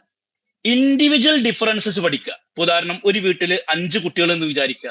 ഈ 5 കുട്ടികളും 5 രൂപത്തിലായിരിക്കും പെരുമാറുന്നത്. ഒരാൾ വാപ്പാന്റെ മാതിരിയായിരിക്കും, മറ്റാൾ ഉമ്മാന്റെ മാതിരിയായിരിക്കും, വേറൊന്ന് വല്യമ്മാന്റെ രൂപത്തിലായിരിക്കും, വേറെ ആ കുടുംബത്തിൽ ഒരാളെയും പോലെ. എന്തുകൊണ്ട് ഇങ്ങനെ പെരുമാറുന്നു? ഒരു കുട്ടിയെ നമ്മൾ വേറൊരു നാട്ടിൽ അല്ലെങ്കിൽ വേറെ സ്ഥാപനത്തിൽ കൊണ്ടേ പഠിപ്പിച്ച് വളർത്തി വരുമ്പോഴേക്കും അവന്റെ സ്വഭാവം കൾച്ചറും മാറും. എന്തുകൊണ്ട് ഇത് മാറുന്നു? അപ്പോ ഓരോ വ്യക്തികളും വ്യത്യസ്തമാകുന്നത് എന്തുകൊണ്ടാണ്? ഒരാൾ തന്നെ പല സമയങ്ങളിലും പല രീതിയിൽ പെരുമാറുന്നു, അതെന്തുകൊണ്ട്? ഇങ്ങനെ വ്യക്തികളുടെ സ്വഭാവത്തെ കുറിച്ച് പഠിക്കുമ്പോൾ ഇൻഡിവിജ്വൽ ഡിഫറൻസ്, ഓരോ വ്യക്തിയിലുള്ള വ്യത്യാസങ്ങൾ, പ്ലസ് ഒരു വ്യക്തി തന്നെ പല സമയത്തും പല രൂപത്തിൽ പെരുമാറാതിന്റെ കാരണം എന്തായിരിക്കും എന്നൊക്കെ പഠിക്കുമ്പോൾ എന്താണ് ഇൻഡിവിജ്വൽ സൈക്കോളജി, ഇൻഡിവിജ്വൽ ഡിഫറൻസസ്. അവിടെ നമ്മൾ എന്ത് ചെയ്യുന്നു, ഇന്റലിജൻസ്, പേഴ്സണാലിറ്റി, ആപ്റ്റിറ്റ്യൂഡ്, എബിലിറ്റി, ഇതൊക്കെ ആയിരിക്കും പഠിക്കുക. അങ്ങനെ പറഞ്ഞാൽ Y he's intelligent than this, അയാൾ എന്തുകൊണ്ട് മറ്റയാളെക്കാൾ ഇന്റലിജന്റ് ആയിട്ട് പെർഫോം ചെയ്യുന്നു, എന്തുകൊണ്ട് അയാളുടെ പേഴ്സണാലിറ്റി മറ്റേ ആളെക്കാൾ ബെറ്റർ ആയിരിക്കുന്നു, അല്ലെങ്കിൽ എന്ത് ആപ്റ്റിറ്റ്യൂഡാണ് ആ വ്യക്തിയിൽ ഉള്ളത്, എന്ത് എബിലിറ്റി. അപ്പൊ ഇങ്ങനെ ഓരോ വ്യക്തിയിലുമുള്ള ചില ഘടകങ്ങളാണിത്. ആപ്റ്റിറ്റ്യൂഡ് പറഞ്ഞാൽ എന്താന്ന് നിങ്ങൾ പഠിക്കും, പേഴ്സണാലിറ്റി എന്താന്ന് പഠിക്കും, ഇന്റലിജൻസ് എന്താന്ന് പഠിക്കും, എബിലിറ്റി എന്താന്നൊക്കെ പഠിക്കും. ഇതൊക്കെ നിങ്ങൾ പഠിക്കാനിരിക്കുന്ന കോൺസെപ്റ്റുകളാണ്. ഇങ്ങനെ ഇൻഡിവിജ്വൽ ഡിഫറൻസിനെ കുറിച്ച് പഠിക്കുന്ന ശാസ്ത്രശാഖയെ നമ്മൾ എന്ത് പറയുന്നു, ആ ഇൻഡിവിജ്വൽ സൈക്കോളജി അല്ലെങ്കിൽ ഡിഫറൻഷ്യൽ സൈക്കോളജി എന്ന് പറയുന്നു. ഇവിടെ നമ്മൾ എന്ത് ചെയ്യുക, പല മെഷർമെന്റുകളും പല അസസ്മെന്റ് ഉപയോഗിക്കും. ഇപ്പൊ ഇന്റലിജൻസ് അളക്കാൻ ഒരു ടൂൾ ഉണ്ട്. ഇന്റലിജൻസ് അളക്കാൻ ഇപ്പൊ നമ്മൾ പനി അളക്കാറല്ലേ, ഡോക്ടറെ അടുത്ത് പോയി കഴിഞ്ഞാൽ അങ്ങനെ പരിശോധിച്ചിട്ട് അത്ര ഉണ്ടെന്ന് പറയും. രക്തം വളർന്നിട്ട് ഇത്രയാണ്, പ്രഷർ ഇത്രയാണ്, ഇത് ഷുഗർ ഉള്ളതെന്നൊക്കെ പറഞ്ഞ പോലെ തന്നെ ഇന്റലിജൻസ് ഇത്രയുണ്ട്, ആള് പൊട്ടനാണ്, അല്ലെങ്കിൽ നല്ല ബുദ്ധിമാനാണ്, അല്ലെങ്കിൽ ഇവന്റെ ആപ്റ്റിറ്റ്യൂഡ് ഇതാണ്, SLC കഴിഞ്ഞാൽ നിങ്ങൾ ആപ്റ്റിറ്റ്യൂഡ് ടെസ്റ്റ് നടത്താറുണ്ടാവും, പേഴ്സണാലിറ്റി അളക്കാറുണ്ട്, പേഴ്സണാലിറ്റിന്റെ കുറെ ടൂളുകളുണ്ട് നിങ്ങൾ ഹയർ ക്ലാസ്സിൽ പഠിക്കുമ്പോൾ. ഇങ്ങനെ ഓരോന്നും അളന്ന് തിട്ടപ്പെടുത്തി വ്യക്തികളെ തരംതിരിച്ച് വ്യക്തികളുടെ വ്യത്യാസ വിധങ്ങളൊക്കെ തരംതിരിക്കുന്ന ആ ഭാഗമാണ് ഡിഫറൻഷ്യൽ സൈക്കോളജി. എന്നാൽ ജനറൽ സൈക്കോളജി പറഞ്ഞാലോ അത് പൊതുവായ കാര്യങ്ങളാണ് ചർച്ച ചെയ്യുക. ഒരു വ്യക്തിയിലേക്കോ അല്ലെങ്കിൽ ഒരു സ്വഭാവത്തിലേക്കല്ല നോക്കുക, പിന്നെ ജനറൽ കാര്യങ്ങൾ, മൊത്തത്തിൽ മനുഷ്യരെ കുറിച്ച്, മൊത്തത്തിൽ മനുഷ്യരെ ബാധിക്കുന്ന കാര്യങ്ങളെ കുറിച്ച് ചർച്ച ചെയ്യുക. അപ്പോൾ ജനറൽ കാര്യങ്ങൾ ചർച്ച ചെയ്യുന്ന ആ സൈക്കോളജി ജനറൽ സൈക്കോളജി എന്നും, ഓരോ വ്യക്തിയിലെയും ഇൻഡിവിജ്വൽ ആസ്പെക്ട് ചർച്ച ചെയ്യുമ്പോൾ അത് ഇൻഡിവിജ്വൽ സൈക്കോളജി. ഇങ്ങനെ രണ്ട് സൈക്കോളജി ഉണ്ട് എന്ന് ആര് പറഞ്ഞു? പരമേശ്വരൻ ആൻഡ് മീന പറഞ്ഞു. General psychology studies general laws of behaviour, പൊതു നിയമങ്ങൾ, focus on similarity among individual, വ്യക്തികൾക്കിടയിൽ ഇന്ത്യൻ സമൂഹവും യൂറോപ്യൻ സമൂഹവും തമ്മിലുള്ള സാമീപ്യം എന്തൊക്കെയാണ്, വ്യത്യാസമല്ല, വ്യത്യാസം പഠിക്കുമ്പോൾ ഡിഫറൻഷ്യൽ ആയി അല്ലെ. കേരളത്തിലെ ഒരു മതസമൂഹവും മറ്റൊരു സമൂഹവും തമ്മിൽ എത്രമാത്രം അടുപ്പമുണ്ട്, ഈ അടുപ്പങ്ങൾ എന്തുകൊണ്ട് ഇവർ ഈ രീതിയിൽ അടുത്തു പെരുമാറും, അങ്ങനെ സിമിലാരിറ്റി ചർച്ച ചെയ്യുന്നത്. Connected mainly with normal adults, സാധാ ജനങ്ങളെ കുറിച്ച് നമ്മളെ കുറിച്ചൊക്കെ ഉള്ള പഠനമാണെങ്കിൽ അത് ജനറൽ സൈക്കോളജിയാണ്. എന്നാൽ ചെറിയ ചെറിയ ഇഷ്യൂസ് ഒക്കെ ഉള്ള ആൾക്കാരെ കുറിച്ച് ആയിട്ടുള്ളവരെ കുറിച്ച് പഠിക്കുമ്പോൾ ഡിഫറൻറ്റ് സൈക്കോളജിയാണ്. ഉദാഹരണം, പഠനത്തിൽ കുറച്ച് വൈകല്യമുള്ള പിന്നാക്കം നിൽക്കുന്ന ഒരു കുട്ടി, എന്തുകൊണ്ട് അവൻ ഇങ്ങനെ പിന്നാക്കം നിൽക്കുന്നു, അവനെ സ്പെസിഫിക് ആയി പഠിച്ച് കണ്ടെത്തുമ്പോൾ അതിന്റെ കാരണം ഇതാണ് ഇങ്ങനെ പഠിക്കുമ്പോൾ ഡിഫറൻഷ്യൽ സൈക്കോളജി. എന്നാൽ മൊത്തത്തിൽ ഒരു ക്ലാസ്സിനെ, ഒരു സ്കൂളിനെ അല്ലെങ്കിൽ ഒരു നാടിനെ മൊത്തം പഠിക്കുമ്പോൾ അത് ജനറൽ സൈക്കോളജി. ഇവിടെ എന്താ വെച്ചാൽ മറ്റു ബ്രാഞ്ചുകൾക്കുള്ള ഫൗണ്ടേഷൻ. അപ്പൊ ഇതൊരു പെരിഫറൽ സാധനമാണ്, അല്ലെങ്കിൽ ജനറൽ സാധനമാണ്. ഇതിൽ നിന്ന് ബ്രാഞ്ച് ഔട്ട് ചെയ്ത് സ്പെസിഫിക് ആയ കാര്യങ്ങൾ പഠിക്കുമ്പോൾ ഡിഫറൻറ്റ് സൈക്കോളജി ആവുന്നു. അപ്പോ സൈക്കോളജി നമ്മൾ ഡിവൈഡ് ചെയ്തു, സ്കോപ്പാണ് പറയുന്നത്. ഡിവൈഡ് ചെയ്ത് ആദ്യം രണ്ടാക്കി, അപ്ലൈഡ് ആൻഡ് ബേസിക്, അക്കാഡമിക്. പിന്നെ രണ്ടായിട്ട് വേറെ രീതിയിൽ ഫോക്കസ് എവിടെയൊക്കെ നോക്കിയിട്ട് രണ്ടാക്കി, ജനറൽ സൈക്കോളജി, ഡിഫറൻഷ്യൽ സൈക്കോളജി. ഇനി സൈക്കോളജി ആയാലും മറ്റു സയൻസുകളായിരുന്നാലും ആദ്യഘട്ടത്തിൽ രണ്ട് ഭാഗമായിട്ട്, രണ്ട് രീതിയിലാണ് കണ്ടിരുന്നത്. Early division of psychology. ഇതൊക്കെ പുസ്തകത്തിൽ അതേ രൂപത്തിൽ പാറ്റേണുകൾ ഫോളോ ചെയ്തട്ടോ. പുസ്തകത്തിൽ കുറെ ഉണ്ട്, അതിന്റെ പോയിന്റുകൾ മാത്രം എടുത്ത് ചർച്ച ചെയ്യാണ്, ഇതൊന്നും വിട്ടുപോരുത്. സൈക്കോളജിയെ ഡിവൈഡ് ചെയ്തപ്പോൾ ആദ്യഘട്ടത്തിൽ ഇങ്ങനെ പറഞ്ഞിരുന്നു: ഒന്ന് എക്സ്പെരിമെന്റൽ സൈക്കോളജി, മറ്റൊന്ന് നോൺ എക്സ്പെരിമെന്റൽ സൈക്കോളജി. സൈക്കോളജി എങ്ങനെയായിരുന്നു? എക്സ്പെരിമെന്റ് നടത്തിയിട്ട് എക്സ്പെരിമെന്റിലൂടെ തിയറികൾ ഡെവലപ്പ് ചെയ്ത് വരുന്ന ഒരു സൈക്കോളജി. മറ്റൊന്ന് അങ്ങനെ എക്സ്പെരിമെന്റ് ഒന്നും നടത്തുന്നില്ല, ഡയറക്റ്റ് തിയറി ഡെവലപ്പ് ചെയ്യുന്നു, അക്കാഡമിക്കിന്റെ കാര്യം. അപ്പോൾ എക്സ്പെരിമെന്റൽ ആൻഡ് നോൺ എക്സ്പെരിമെന്റൽ എന്നിങ്ങനെ രണ്ട് തരത്തിലുള്ള സൈക്കോളജി ഉണ്ട്. ഇനി എക്സ്പെരിമെന്റൽ സൈക്കോളജി എന്ന് പറയുമ്പോൾ ഏതൊക്കെയാണ്? എക്സ്പെരിമെന്റൽ സൈക്കോളജി എന്ന് പറയുമ്പോൾ അതിൽ കാര്യമായി ഫോക്കസ് ചെയ്യുന്നത് ഫണ്ടമെന്റൽ പ്രോസസ് ഓഫ് ബിഹേവിയർ, മനുഷ്യന്റെ പെരുമാറ്റത്തിലെ ഫണ്ടമെന്റൽ, ആധികാരികമായ അടിസ്ഥാനപരമായ ഘടകങ്ങളെ കുറിച്ച് ചർച്ച ചെയ്യാം. അവിടെ ആ അടിസ്ഥാനപരമായ ഘടകങ്ങൾ പഠിക്കണമെങ്കിൽ എന്താ? എക്സ്പെരിമെന്റുകൾ നടത്തും. എക്സ്പെരിമെന്റ് നടത്തിയിട്ടാണ് അടിസ്ഥാന ഘടകങ്ങളെ കുറിച്ച് പഠിക്കുന്നത്. ഉദാഹരണം, ദേഷ്യം, മനുഷ്യൻ എപ്പോഴാണ് ദേഷ്യം കൂടുന്നത്, അല്ലെങ്കിൽ മനുഷ്യന്റെ മോട്ടിവേഷൻ എന്ന് പറഞ്ഞാൽ എന്താണ്, മോട്ടിവേഷൻ കൂടാനുള്ള വഴികൾ എന്തൊക്കെ, എക്സ്പെരിമെന്റ് നടത്തിയിട്ട് അതിങ്ങനെ പഠിച്ച് motivation theory, attitude theory, aptitude theory, ഇങ്ങനെ കുറെ കോൺസെപ്റ്റുകൾ പഠിക്കാണ്ട്. ഈ കോൺസെപ്റ്റുകളൊക്കെ എക്സ്പെരിമെന്റ് നടത്തിയിട്ട് മൃഗങ്ങളിലും മനുഷ്യരിലൊക്കെ എക്സ്പെരിമെന്റ് നടത്തുമ്പോൾ അത് എക്സ്പെരിമെന്റ് സൈക്കോളജി. ഇവിടെ കൺട്രോൾഡ് ഒബ്സർവേഷൻ. എക്സ്പെരിമെന്റ് എന്ന് പറയുമ്പോൾ തന്നെ നമുക്ക് മനസ്സിലാക്കുക, ഒരു ലാബിൽ കൊണ്ടുപോയിട്ട് അല്ലെങ്കിൽ പ്രത്യേക സംവിധാനത്തിൽ നടത്തുക, അപ്പൊ കൺട്രോൾ ഉണ്ടായിരിക്കും. Controlled observation. ഇപ്പൊ ഉദാഹരണം, നമ്മൾ ഒരു കൂട്ടിലിട്ട കോഴിയെ, ഒരു പൂച്ചയെ നമ്മൾ നിത്യം ഇങ്ങനെ നിരീക്ഷിക്കുകയാണ് എന്ന് വിചാരിക്കുക, അല്ലെങ്കിൽ ഒരു വീട്ടിൽ നട്ടു വളർത്തുന്ന ചെടിയെ ഡെയിലി ഇങ്ങനെ നിരീക്ഷിക്കുന്നു, ഒബ്സർവ് ചെയ്യുന്നുണ്ടെങ്കിൽ അത് കൺട്രോൾഡ് ഒബ്സർവേഷൻ ആണ്. അപ്പൊ ഇതിന് ദിവസം വെള്ളം പാർന്നു കൊടുക്കുന്നു, വളം ഇട്ട് കൊടുക്കുന്നു, ഇങ്ങനെ നമ്മളിങ്ങനെ എക്സ്പെരിമെന്റ് ചെയ്ത് കൊണ്ടുവരുമ്പോൾ എക്സ്പെരിമെന്റൽ കൺട്രോൾഡ് ആണ്. ഇങ്ങനെ പഠിക്കുന്നത്. ഇതാണ് സയന്റിഫിക് സ്റ്റഡിയുടെ ഫൗണ്ടേഷൻ ആയിട്ട് ഉപയോഗിക്കുന്നത്. ഇനി ഈ എക്സ്പെരിമെന്റ് നടത്തിയിട്ട്, ഒബ്സർവേഷൻ നടത്തിയിട്ട് നടത്തുന്ന ആ സൈക്കോളജിയിൽ എന്തൊക്കെ പഠിക്കുക? ആ സൈക്കോളജിയിൽ പഠിക്കുന്ന പ്രധാനമായിട്ട് ലേണിംഗ്, മെമ്മറി. മനുഷ്യന്റെ പഠനം എന്ന് പറഞ്ഞാൽ എന്താണ്, ഓർമ്മ എന്ന് പറഞ്ഞാൽ എന്താണ്, ഓർമ്മ ശക്തി എന്ന് പറഞ്ഞാൽ എന്താണ്, ലേണിംഗ് എങ്ങനെ കൂട്ടാൻ പറ്റും, ഓർമ്മ എങ്ങനെ കൂട്ടിക്കൊണ്ടുവരാൻ പറ്റും, ലേണിംഗ് എന്തുകൊണ്ട് കുറയുന്നു, ഓർമ്മ എന്തുകൊണ്ട് നഷ്ടപ്പെട്ടു പോകുന്നു, ഇങ്ങനെയുള്ള സാധനങ്ങൾ. അതായത് റിസർച്ച് നടത്തി, ഒബ്സർവ് ചെയ്തിട്ട്, എക്സ്പെരിമെന്റ് നടത്തിയിട്ട് പഠിക്കുന്ന അപ്ലൈഡ് സൈക്കോളജിയിലുള്ള, എക്സ്പെരിമെന്റൽ സൈക്കോളജിയിൽ ചർച്ച ചെയ്യൽ ഏതൊക്കെ? ലേണിങ്ങിനെ കുറിച്ച് ചർച്ച ചെയ്യും, മെമ്മറിയെ കുറിച്ച് ചർച്ച ചെയ്യും, തിങ്കിങ്, റീസണിങ്, ഇതൊക്കെ നിങ്ങൾക്ക് ഓരോ ചാപ്റ്റർ ആയിട്ട് പഠിക്കാനുള്ളതാണ്. ലേണിംഗ് എന്ന് പറഞ്ഞാൽ ചാപ്റ്റർ നമ്പർ 6 ലേണിംഗ് ആണ്, 7 മെമ്മറി ആണ്, തിങ്കിങ് വേറെ യൂണിറ്റ് ആണ്. അങ്ങനെ ലേണിങ്ങിനെ കുറിച്ചും മെമ്മറിയെ കുറിച്ചും തിങ്കിങ്ങിനെ കുറിച്ചും റീസണിങ്ങിനെ കുറിച്ചും സെൻസേഷൻ ആൻഡ് പെർസെപ്ഷൻ അടുത്ത യൂണിറ്റ് അതാണ്. മോട്ടിവേഷൻ, ഇമോഷൻ 8ഉം 9ഉം യൂണിറ്റുകളാണ്. ഫിസിയോളജിക്കൽ, ഇതൊക്കെയാണ് എക്സ്പെരിമെന്റൽ സൈക്കോളജിയിൽ പഠിക്കുക. അപ്പോ ഒബ്സർവേഷൻ വഴിയിലൂടെ എക്സ്പെരിമെന്റ് നടത്തിയിട്ട് സൈക്കോളജി ഡെവലപ്പ് ചെയ്ത് വന്നിട്ടുണ്ട്, അല്ലെങ്കിൽ അങ്ങനെ സൈക്കോളജിയുടെ ഭാഗമുണ്ട്. അങ്ങനെയുള്ള സൈക്കോളജി നമ്മൾ എക്സ്പെരിമെന്റൽ സൈക്കോളജി എന്ന് പറയും. അതിൽ ഇതൊക്കെയാണ് പഠിക്കുക: learning, memory, thinking, reasoning, sensation and perception, motivation, emotion, physiological basis of behaviour, ഇതൊക്കെയാണ് അവിടെ പഠിക്കുക എക്സ്പെരിമെന്റൽ സൈക്കോളജിയിൽ കേട്ടോ. എന്നാൽ എക്സ്പെരിമെന്റ് ഒന്നും ഇല്ലാത്ത ചില സൈക്കോളജി, നോൺ എക്സ്പെരിമെന്റൽ ബ്രാഞ്ച്, ഇവിടെ എന്താ ചർച്ച ചെയ്യുക? കോംപ്ലക്സ് ഫിസിയോളജിക്കൽ ഫിനോമിന, ഒന്നും കൂടി സങ്കീർണമായ, എക്സ്പെരിമെന്റ് ഒന്നും അത്ര നടത്താൻ പറ്റിക്കൊള്ളുന്നില്ല. അവിടെ പിന്നെ എന്താണ്? കൺട്രോൾഡ് സെറ്റിംഗ് അല്ല, അൺകൺട്രോൾഡ് സെറ്റിംഗ് ആയിരിക്കും ഉപയോഗിക്കുന്നത്. ഇവിടെ മനുഷ്യന്റെ ഓരോ വ്യക്തിയിലേക്കും നോക്കുന്നില്ല, പിന്നെ മൊത്തത്തിലാണ് പഠിക്കുന്നത്. മനുഷ്യൻ ഒരു പ്രത്യേക സാഹചര്യത്തില് സാമൂഹികമായി ഇടപെടുമ്പോൾ, അപ്പോ പെരിഫറൽ ആയിട്ട് പഠിക്കുന്നതാണ് നോ എക്സ്പെരിമെന്റൽ. അപ്പൊ എക്സ്പെരിമെന്റൽ എന്ന് പറയുമ്പോൾ സ്പെസിഫിക് ആയി ഒരു പ്രത്യേക സാഹചര്യത്തിൽ നിരീക്ഷണം നടത്തിയിട്ട് അങ്ങനെ അങ്ങനെ അങ്ങനെ അങ്ങനെ പഠിക്കുമ്പോൾ എക്സ്പെരിമെന്റൽ. അങ്ങനെ വരുമ്പോൾ പഠന വൈകല്യം, ഓർമ്മ, ബുദ്ധി, ചിന്ത, പ്രശ്നപരിഹാര കഴിവ്, ഇങ്ങനെയുള്ള വിഷയങ്ങളൊക്കെ ചർച്ച ചെയ്യാം. എന്നാൽ നോൺ എക്സ്പെരിമെന്റൽ എന്ന് പറഞ്ഞാലോ അങ്ങ് ഇതിനേക്കാൾ കുറച്ചുകൂടി സങ്കീർണമായ വിഷയങ്ങളായിരിക്കും ചർച്ച ചെയ്യുക. പക്ഷെ കൺട്രോൾഡ് സെറ്റിംഗ് ആയിരിക്കില്ല, മറിച്ച് ഓപ്പൺ ആയിരിക്കും.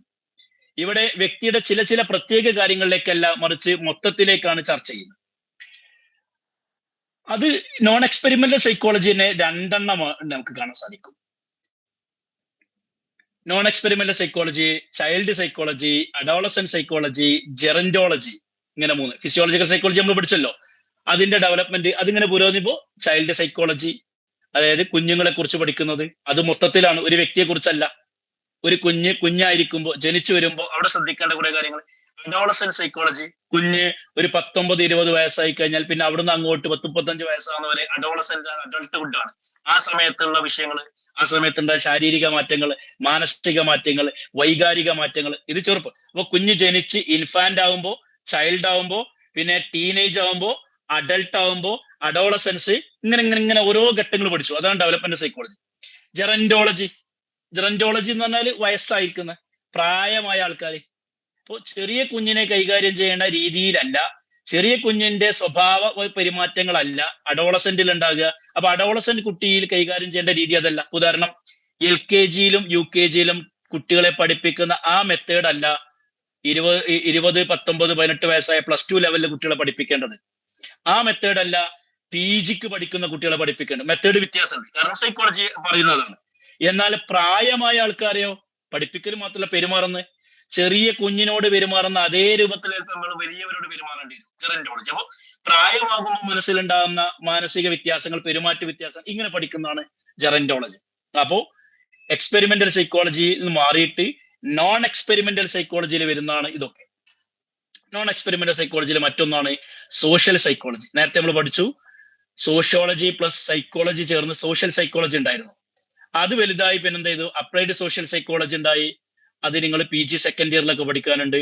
അതുപോലെ തന്നെ ആ സോഷ്യൽ സൈക്കോളജി വീണ്ടും വലുതായി ഒന്നുകൂടി പുരോഗമിച്ച് ഓർഗനൈസേഷൻ സൈക്കോളജി, അല്ലെങ്കിൽ I എന്ന് പറയും ഇൻഡസ്ട്രിയൽ സൈക്കോളജി എന്ന് പറയും. IO എന്ന് പറഞ്ഞാൽ I, ഇൻഡസ്ട്രിയൽ, O എന്ന് പറഞ്ഞാൽ ഓർഗനൈസ്. ഇതൊക്കെ ഡെവലപ്മെന്റിന്റെ ഭാഗമായി വരുന്നത്. അപ്പോൾ സൈക്കോളജി എക്സ്പെരിമെന്റൽ ഉണ്ട്, നോൺ എക്സ്പെരിമെന്റൽ ഉണ്ട്.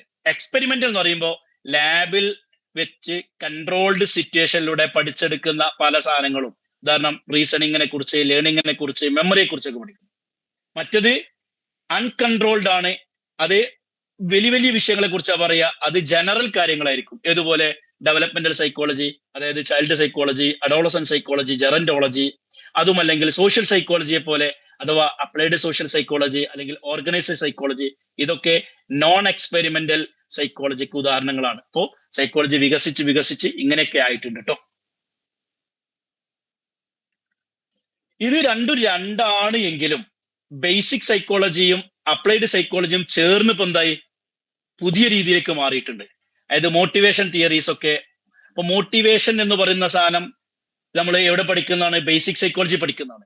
പക്ഷെ അത് സൊസൈറ്റിയിൽ അപ്ലൈ ചെയ്യുമ്പോൾ എന്താവും? Social psychology. അത് രണ്ടും. അപ്പൊ മോട്ടിവേഷൻ തിയറി സൊസൈറ്റിയിൽ അപ്ലൈ ചെയ്തു വരുമ്പോൾ ആ ബേസിക് സാധനത്തെ അപ്ലൈഡിലേക്ക് കൊണ്ടുവന്നു. അതായത് എക്സ്പെരിമെന്റൽ സാധനത്തെ നോൺ എക്സ്പെരിമെന്റൽ അപ്ലൈ ചെയ്തു. Learning theories. ലേണിംഗ് തിയറി എന്ന് പറഞ്ഞാൽ നമ്മൾ പഠിച്ചു അത് ബേസിക് സൈക്കോളജിയാണ്, അല്ലെ? എക്സ്പെരിമെന്റൽ സൈക്കോളജിയാണ്. പക്ഷെ ആ തിയറി ക്ലാസ് റൂമിലേക്ക് അപ്ലൈ ചെയ്യുമ്പോൾ, ആ തിയറി കോളേജ് സിലബസിൽ അപ്ലൈ ചെയ്യുമ്പോൾ അതെന്തായി? അപ്ലൈഡ് ആയി. അതല്ലെങ്കിൽ നോൺ എക്സ്പെരിമെന്റൽ ആയി. അപ്പൊ ഇത് അതിനെ സഹായിച്ചു. Personality theories. കേൾക്കുന്നില്ല?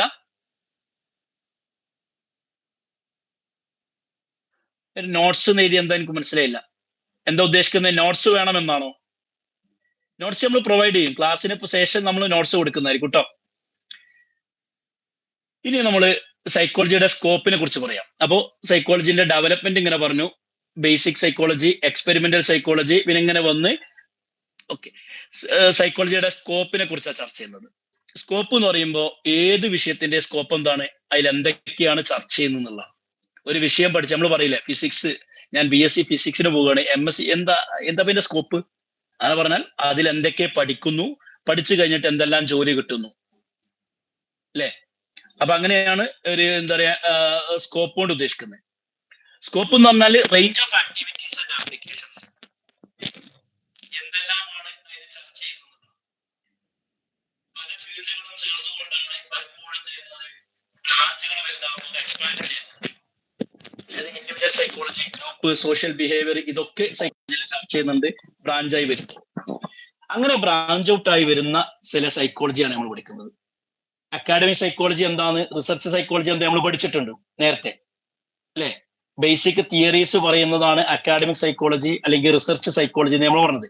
അതിൽ ഏതൊക്കെ വരും നോക്ക്.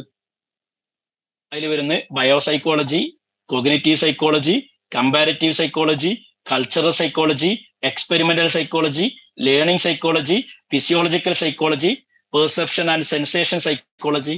ഇതൊക്കെ അക്കാദമിക് അല്ലെങ്കിൽ റിസർച്ച് സബ് ഫീൽഡിൽ വരുന്നതാണ്. അപ്പോ സൈക്കോളജി ഇങ്ങനെ വികസിച്ച് ഒന്ന് രണ്ടായി. നേരത്തെ ആദ്യത്തെ പറഞ്ഞാല് പ്യൂർ അക്കാഡമിക് സയൻസ് സൈക്കോളജി അല്ലെങ്കിൽ റിസർച്ച് സൈക്കോളജി. അതിൽ കുറെ തിയറികളായിരിക്കും ഉണ്ടാകുക. അതിന് ഉദാഹരണമാണ് biopsychology, cognitive psychology, comparative psychology, cultural psychology, experimental psychology, learning psychology, physiological psychology, sensation and perception psychology. Detail നമുക്ക് പഠിക്കാം. ഇനി അതിൽ ഓരോന്നിനെ കുറിച്ച് മനസ്സിലാക്കാം. ഈ ബയോസൈക്കോളജി എന്ന് പറയുമ്പോൾ എന്തൊക്കെയാണ്? ബയോ എന്ന് പറയുമ്പോൾ തന്നെ മനസ്സിലാക്കുക, ബയോളജിക്കൽ ബിഹേവിയർ, ഒരാളുടെ ജന്മനായുള്ള അല്ലെങ്കിൽ അദ്ദേഹത്തിന്റെ ജനറ്റിക് ആയിട്ട് കിട്ടുന്ന കുറെ കാര്യങ്ങൾ. ഉദാഹരണം ബ്രെയിന്, നെർവസ് സിസ്റ്റം, ഹോർമോൺ, അല്ലെ? നമ്മളെ തലച്ചോറ് നമ്മുടെ ഏതെല്ലാം പ്രവർത്തനത്തിൽ എങ്ങനെയൊക്കെ സ്വാധീനിക്കുന്നു എന്ന് പഠിക്കും. തലച്ചോറ് ഒരു കുഴപ്പമില്ലാത്ത നോർമൽ മനുഷ്യരാണെങ്കിൽ എല്ലാവർക്കും ഒരുപോലെ തന്നെ ആയിരിക്കാം. ചിലർക്ക് പക്ഷെ എന്തെങ്കിലും വൈകല്യങ്ങൾ എവിടെയെങ്കിലും ഉണ്ടെങ്കിൽ, ഇപ്പൊ ഉദാഹരണം ജനിക്കുന്ന സമയത്ത് ഒരു കുഴപ്പമില്ല, പക്ഷെ ഒരു ആക്സിഡന്റ് പറ്റി ബ്രെയിനിന് എന്തെങ്കിലും ഡാമേജുകൾ സംഭവിച്ചാൽ ചിലപ്പോൾ അവനെന്താവും, ചില കഴിവുകൾ ഇല്ലാതെയാവും. ഓർക്കാനുള്ള കഴിവുണ്ടാവില്ല, ചിലപ്പോൾ പഠിക്കാനുള്ള കഴിവുണ്ടാവില്ല, ചിലപ്പോൾ സംസാരിക്കാനുള്ള കഴിവുണ്ടാവില്ല, ചിലപ്പോൾ കാര്യങ്ങൾ അന്തണ്ടാവില്ല എന്ന് പറയില്ലേ, ഇതേപോലെ അതിനാണ് നമ്മൾ പറയാ കോമൺ, അതില്ലാതെയാവും. അപ്പൊ ഇതൊക്കെ പഠിക്കുക. നെർവസ് സിസ്റ്റം, ന്യൂറോണുകൾ നിങ്ങൾ പഠിച്ചിട്ടുണ്ടാവും ബയോളജിയിൽ, അല്ലെ? ന്യൂറോണുകൾ എങ്ങനെ വർക്ക്ഔട്ട് ചെയ്യുന്നത്, അതിനൊക്കെ കൺട്രോൾ ചെയ്യുന്ന ഒരു സംവിധാനം ഉണ്ട്. ഇതൊക്കെ ചിലപ്പോൾ ബാലൻസ്. അപ്പൊ ഇതിൽ എന്തേലും, അതായത് ന്യൂറോ സയൻസ്. ഹോർമോണുകൾ, നമ്മുടെ ശരീരത്തിൽ പല ഹോർമോണുകളും ഗ്ലാൻഡുകൾ മുഖേന ഉൽപ്പാദിപ്പിക്കപ്പെടുന്നു. പിറ്റ്യൂട്ടറി ഗ്ലാൻഡ് ആട്ടെ, അല്ലെങ്കിൽ പാങ്ക്രിയാസ് അല്ലാണ്ട് അഡ്രീനൽ ഗ്ലാൻഡുകളാട്ടെ, പല ഗ്ലാൻഡുകളും പല ഹോർമോണുകൾ ഉൽപ്പാദിപ്പിക്കുന്നുണ്ട്. ആ ഹോർമോണിലെ വേരിയേഷൻ അനുസരിച്ച്, ഏറ്റക്കുറച്ചിലനുസരിച്ച് മനുഷ്യന്റെ സ്വഭാവത്തിലും പെരുമാറ്റത്തിലും മാറ്റം കാണും. ഇതൊക്കെ ബയോളജിക്കൽ സൈക്കോളജിയിൽ വരുന്നതാണ്. ഹെറിഡിറ്റി, പാരമ്പര്യം, അല്ലെ? ജീനുകളിൽ വരുന്ന, ഉദാഹരണം ബുദ്ധി, അത് ജനറ്റിക്കലി കൈമാറ്റം ചെയ്യപ്പെടുന്ന പറയുന്നുണ്ട്, അല്ലെ? അതായത് ക്രോമസോം 21 അല്ലെങ്കിൽ 22, 23, ഇത് സെക്സിനെയും എന്താ പറയാ ഇന്റലിജൻസിനെയും സ്കിന്നിന്റെ കളറിനെയൊക്കെ സ്വാധീനിക്കുന്നു എന്നൊക്കെ നമ്മൾ പഠിച്ചിട്ടുണ്ട്. ഇമോഷൻ ആൻഡ് ടെമ്പറാമെന്റ്, ഇതൊക്കെ പഠിക്കുന്നതാണ്. അപ്പൊ ഇത് എന്താണ് വൈകാരികത, എങ്ങനെയാണ് ടെമ്പറാമെന്റ്, ഇത് ഇത്രയും കാര്യങ്ങളൊക്കെ ബയോസൈക്കോളജിയിൽ പഠിക്കും. എന്നാൽ രണ്ടാമത്തെ ഒരു സൈക്കോളജിയാണത് കോഗ്നിറ്റീവ് സൈക്കോളജി. അതിലെന്തൊക്കെ പഠിക്കും? കോഗ്നിറ്റീവ് സൈക്കോളജി പറഞ്ഞാൽ PG പഠിക്കുമ്പോൾ നിങ്ങൾ MA പഠിക്കുന്ന സമയത്ത് ഒരു പേപ്പർ ആയിട്ട് തന്നെ പഠിക്കാണ്ട്. ഏതായാലും അതിലെന്താ പഠിക്കാറ്? കൊഗ്നീഷൻ എന്ന് പറഞ്ഞാൽ യുക്തി ബുദ്ധി എന്നൊക്കെയാണല്ലോ. അതായത് നമ്മുടെ തലച്ചോറിൽ എങ്ങനെയാണ് വിവരങ്ങൾ നടക്കുന്നത്, ഇൻഫോർമേഷൻ എങ്ങനെ പ്രോസസ് ചെയ്യുന്നത്. ഇപ്പോൾ വിഷയങ്ങൾ പഠിക്കുന്നു, ചില കാര്യങ്ങൾ നമ്മൾ കാണുമ്പോൾ നമ്മൾ അനലൈസ് ചെയ്യുന്നു, എന്നിട്ട് നമ്മൾ മനസ്സിലാക്കുന്നു, പല ധാരണകളെ നമ്മൾ തിരുത്തുന്നു, ചില ധാരണകൾ കൂട്ടുന്നു, അല്ലെ? പുതിയൊരു തിയറി പഠിക്കുന്നു, കേട്ട് മനസ്സിലാക്കി അത് ആലോചിച്ച് ചിന്തിച്ച് നമ്മുടെ ഭാഗമാക്കി എടുക്കുന്നു. ഇങ്ങനെ ഇൻഫോർമേഷൻ പ്രോസസ് ആണ്. കമ്പ്യൂട്ടറിലേക്ക് നമ്മൾ എന്ത് ചെയ്യുന്നു, കീബോർഡ് വെച്ച് ഇൻപുട്ട് കൊടുക്കുന്നു, അത് CPU-ൽ ഇത് പ്രോസസ് ചെയ്യുന്നു, എന്നിട്ട് പിന്നെ പ്രിന്ററിലൂടെ അല്ലെങ്കിൽ ഇമെയിലൂടെ ഒക്കെ അതിൽ ഔട്ട്പുട്ട് ഉണ്ടാവുന്നു. അപ്പൊ ഇൻപുട്ട് ഉണ്ട്, പ്രോസസ്സിംഗ് ഉണ്ട്, ഔട്ട്പുട്ട് ഉണ്ട്.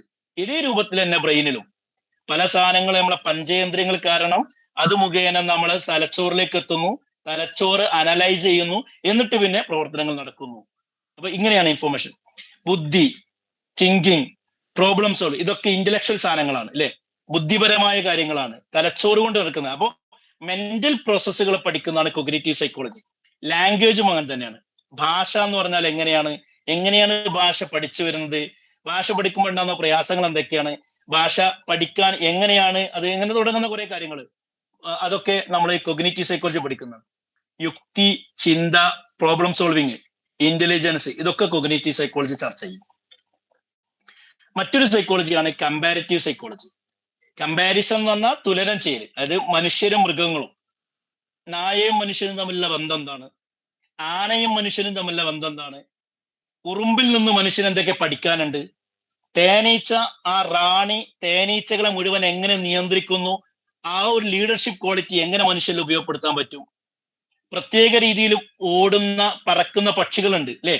ആ പക്ഷികൾ പ്രത്യേക രീതിയിൽ പറന്ന് ലീഡർഷിപ്പ് ഇങ്ങനെ മാറ്റിക്കൊണ്ട് വർഷങ്ങളോളം അല്ലെങ്കിൽ മാസങ്ങളോളം യാത്ര ചെയ്ത് കിലോമീറ്ററുകൾ താണ്ടി യാത്ര ചെയ്യുന്നുണ്ട്. എങ്ങനെയാണ് ആ പക്ഷികൾക്ക് സാധിക്കുന്നത്? അതേ സാധനം എങ്ങനെ മനുഷ്യരിൽ ഉപയോഗപ്പെടുത്താൻ പറ്റും? ഇങ്ങനെ കമ്പയർ ചെയ്ത് പഠിക്കുന്ന comparisons. Insight applied human behaviour, പുതിയ സാധനങ്ങളൊക്കെ മനുഷ്യന്റെ പെരുമാറ്റമുണ്ട്. അതുപോലെ ലീഡർഷിപ്പ് ആൻഡ് സോഷ്യൽ, ഇത് അപ്പോൾ മറ്റു ജീവികളിൽ നടക്കുന്ന കാര്യങ്ങൾ അത് എങ്ങനെ മനുഷ്യരിൽ അപ്ലൈ ചെയ്യാൻ പറ്റും. ഉറുമ്പുകൾ ചില കാലത്ത് ഭക്ഷണമൊക്കെ ഒരുമിച്ച് കൂട്ടി മഴയൊക്കെ ഉണ്ടാകുന്ന സമയത്ത് പുറത്തിറങ്ങാൻ പറ്റാത്തപ്പോ എങ്ങനെ അവർ സ്വരൂപിച്ച് ജീവിക്കുന്നത്, എന്തുകൊണ്ട് മനുഷ്യന് ആ ഒരു ഇൻവെസ്റ്റ്മെന്റ് സേവിങ് മെന്റാലിറ്റി ഇല്ല, എവിടെയാണ്, അങ്ങനെ തുടങ്ങുന്ന പല കാര്യങ്ങളും രസകരമായി അതിൽ നിന്നും ഇങ്ങനെ ഇത് മനുഷ്യരിൽ അപ്ലൈ ചെയ്യാൻ പറ്റും, മനുഷ്യനെയും അതിനെയും എങ്ങനെ സമരസപ്പെടുത്താൻ പറ്റുന്നതൊക്കെ പഠനങ്ങൾ. ചിമ്പാൻസി നമ്മൾ ഡീറ്റെയിൽ ആയി പോകും. അടുത്ത കൾച്ചറൽ സൈക്കോളജി. കൾച്ചർ എന്ന് പറഞ്ഞാൽ നമ്മുടെ സമൂഹമായി ജീവിക്കുമ്പോൾ നമ്മളെ നിയന്ത്രിക്കുന്ന, എന്നാൽ നമ്മളിൽ ഉണ്ടായി വരുന്ന കുറെ സാധനങ്ങൾ. Culture, Islamic culture, Hindu culture, western culture, Tamil culture, Kerala culture, അല്ലെ? ആദിവാസി കൾച്ചർ, കടപ്പുറത്തേക്ക് പോകുന്ന സമയത്ത് നമ്മുടെ കൾച്ചർ, അല്ലെ? ഓരോ നാട്ടിലും കൾച്ചർ ഉണ്ട്. ഇത് നമ്മൾ മനുഷ്യന്റെ ബിഹേവിയറിനെ സ്വാധീനിക്കും. മലപ്പുറത്ത് ജനിച്ചു വളർന്ന എന്റെ ഒരു കൾച്ചർ ആയിരിക്കില്ല ഇടുക്കിയിലുള്ള മലയാള കൾച്ചർ. ഇതും എങ്ങനെയാണ്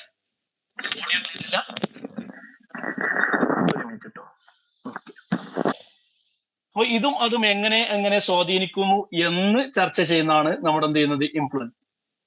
ഇത് പറയുന്നത് ക്ലോസ് കൾച്ചറൽ കമ്പാരിസൺ. ആ കൾച്ചറും ഈ കൾച്ചറും, വെസ്റ്റേൺ കൾച്ചറും ഇന്ത്യൻ കൾച്ചറും, അറബ് കൾച്ചറും ഈ നോൺ ഇസ്ലാമിക് കൾച്ചറും. അതുപോലെ തന്നെ ഒരു കൾച്ചറിൽ ഉണ്ടാകുന്നതാണ് നോംസ്, വാല്യൂസ്, ബിലീഫ്സ് ഒക്കെ. നോംസ് പറഞ്ഞാൽ ചില കാര്യങ്ങൾ ഇങ്ങനെയൊക്കെ ചെയ്യണമെന്നത്. വാല്യൂസ് പറഞ്ഞപ്പോൾ അറിയാലോ, വലിയവരെ ബഹുമാനിക്കണം, ചെറിയ കുട്ടികളോട് സ്നേഹം കാണിക്കണം, അഹങ്കാരം പാടില്ല, ഇതൊക്കെ ഇസ്ലാമിക് കൾച്ചറുണ്ട്. ഇതേമാതിരി ഓരോ മതത്തിലുണ്ടായിരിക്കും, അല്ലെ? ആ മതത്തിലെ വാല്യൂസ് അവരുടെ ജീവിതത്തിൽ, അവരുടെ പെരുമാറ്റത്തിൽ സ്വാധീനിക്കുന്നുണ്ട്. ഉദാഹരണം, റമദാൻ മാസമായാല് 30 ദിവസം ഭക്ഷണം കഴിക്കാതെ നോമ്പെടുക്കും. ആ സമയത്ത് അവരുടെ സ്വഭാവത്തിൽ മാറ്റങ്ങൾ ഉണ്ടാവും. അവര് മദ്രസയിൽ പോയി പല കാര്യങ്ങളും പഠിക്കുന്നു. അതുപോലെ തന്നെ മറ്റു മതക്കാർ, ക്രിസ്ത്യൻ മതക്കാര്, അവര് അവരുടെ ചർച്ചിൽ നിന്ന് കുറേയൊക്കെ വാല്യൂസ് പഠിക്കുന്നുണ്ട്. അവരുടെ അച്ഛന്മാരിൽ നിന്നും അല്ലെങ്കിൽ ഹയർ അതോറിറ്റിയിൽ നിന്നും പല കാര്യങ്ങളും പഠിക്കുന്നുണ്ട്. അതുപോലെ ബിലീഫ്സും. ഇത് എങ്ങനെ മനുഷ്യനെ സ്വാധീനിക്കുന്നു, കൾച്ചർ എങ്ങനെ സ്വാധീനിക്കുന്നു ഒക്കെ പഠിക്കുന്നതാണ് കൾച്ചർ സൈക്കോളജി. അപ്പോ നോൺ എക്സ്പെരിമെന്റൽ, അതാണ് നമ്മൾ നേരത്തെ പഠിച്ചത്, അല്ലെ? ഇനി experimental learning psychology. Experimental psychology എന്ന് പറയുമ്പോൾ എന്താണ്? എക്സ്പെരിമെന്റ് നടത്തിയിട്ട്, ഒബ്സർവേഷൻ നടത്തിയിട്ട്, അതായത് ഉദാഹരണം ഫണ്ടമെന്റൽ ബിഹേവിയർ പ്രോസസ്, പെരുമാറ്റങ്ങൾ എങ്ങനെ ഉണ്ടാവുന്നു എന്നുള്ളതൊക്കെ എക്സ്പെരിമെന്റേഷൻ നടത്തി ലേണിംഗ് സൈക്കോളജിയിലേക്ക് പെടുന്നതാണ്. അതായത് എങ്ങനെയാണ് ലേണിംഗ് നടക്കുന്നത്. ഉദാഹരണം, നിങ്ങൾ പഠിക്കും സെക്കൻഡ് ഇയർ ഒക്കെ എത്തുന്ന സമയത്ത് ലേണിംഗ് തിയറീസ്, ഇവാൻ പാബ്ലോയുടെയും സ്കിന്നറുടെയും ഒക്കെ തിയറികൾ. അവര് പട്ടിയിൽ നിരീക്ഷണങ്ങൾ നടത്തിയിട്ട് എലിയിൽ നിരീക്ഷണം നടത്തിയിട്ട്, പീജിയൻ പ്രാവിൽ നിരീക്ഷണം നടത്തിയിട്ട്, ചിമ്പാൻസി അവയിൽ പരീക്ഷണം നടത്തിയിട്ട് അതേ സാധനം മനുഷ്യരിൽ അപ്ലൈ ചെയ്തു. അവരങ്ങനെയാണ് പഠിക്കുന്നത്, അപ്പൊ ഇത് ഇങ്ങനെ ആയിരിക്കും എന്നൊക്കെ പറഞ്ഞിട്ടുള്ള അതൊക്കെയാണ് വരുന്നത് ലേണിംഗ് സൈക്കിൾ. ഹൗ ലേണിംഗ് ഒക്യോസ്, അങ്ങനെ തിയറി കണ്ടെത്തിയിട്ട് അത് എങ്ങനെ നമ്മൾ എഡ്യൂക്കേഷൻ ഉപയോഗപ്പെടുത്താം, ഇതൊക്കെയാണ് നമ്മൾ എഡ്യൂക്കേഷൻ സൈക്കോളജിയിൽ അല്ലെങ്കിൽ എക്സ്പെരിമെന്റൽ സൈക്കോളജി പഠിക്കുന്നത്. Physiological psychology. ഫിസിയോളജിക്കൽ സൈക്കോളജി നേരത്തെ നമ്മൾ പറഞ്ഞു, ബയോളജിക്കൽ ചേഞ്ചസ്, ഹോർമോണിൽ ഉണ്ടാകുന്ന അല്ലെങ്കിൽ തലച്ചോറിന്റെ ഘടനയിൽ ഉണ്ടാകുന്ന ന്യൂറോൺ ഘടനയിൽ ഉണ്ടാകുന്ന മാറ്റങ്ങൾ എങ്ങനെ ബാധിക്കുന്നു എന്നുള്ളതൊക്കെ പഠിക്കലാണ്. ഇത് ന്യൂറോ ബയോളജിയുടെ ഒരു ഭാഗമാണ്, അത് സൈക്കോളജിയിൽ ഉപയോഗിക്കുന്നുണ്ട്. പിന്നെ സൈക്കോളജിയിൽ പഠിക്കുന്ന മറ്റൊരു സാധനമാണ് സെൻസേഷൻ പെർസെപ്ഷൻ.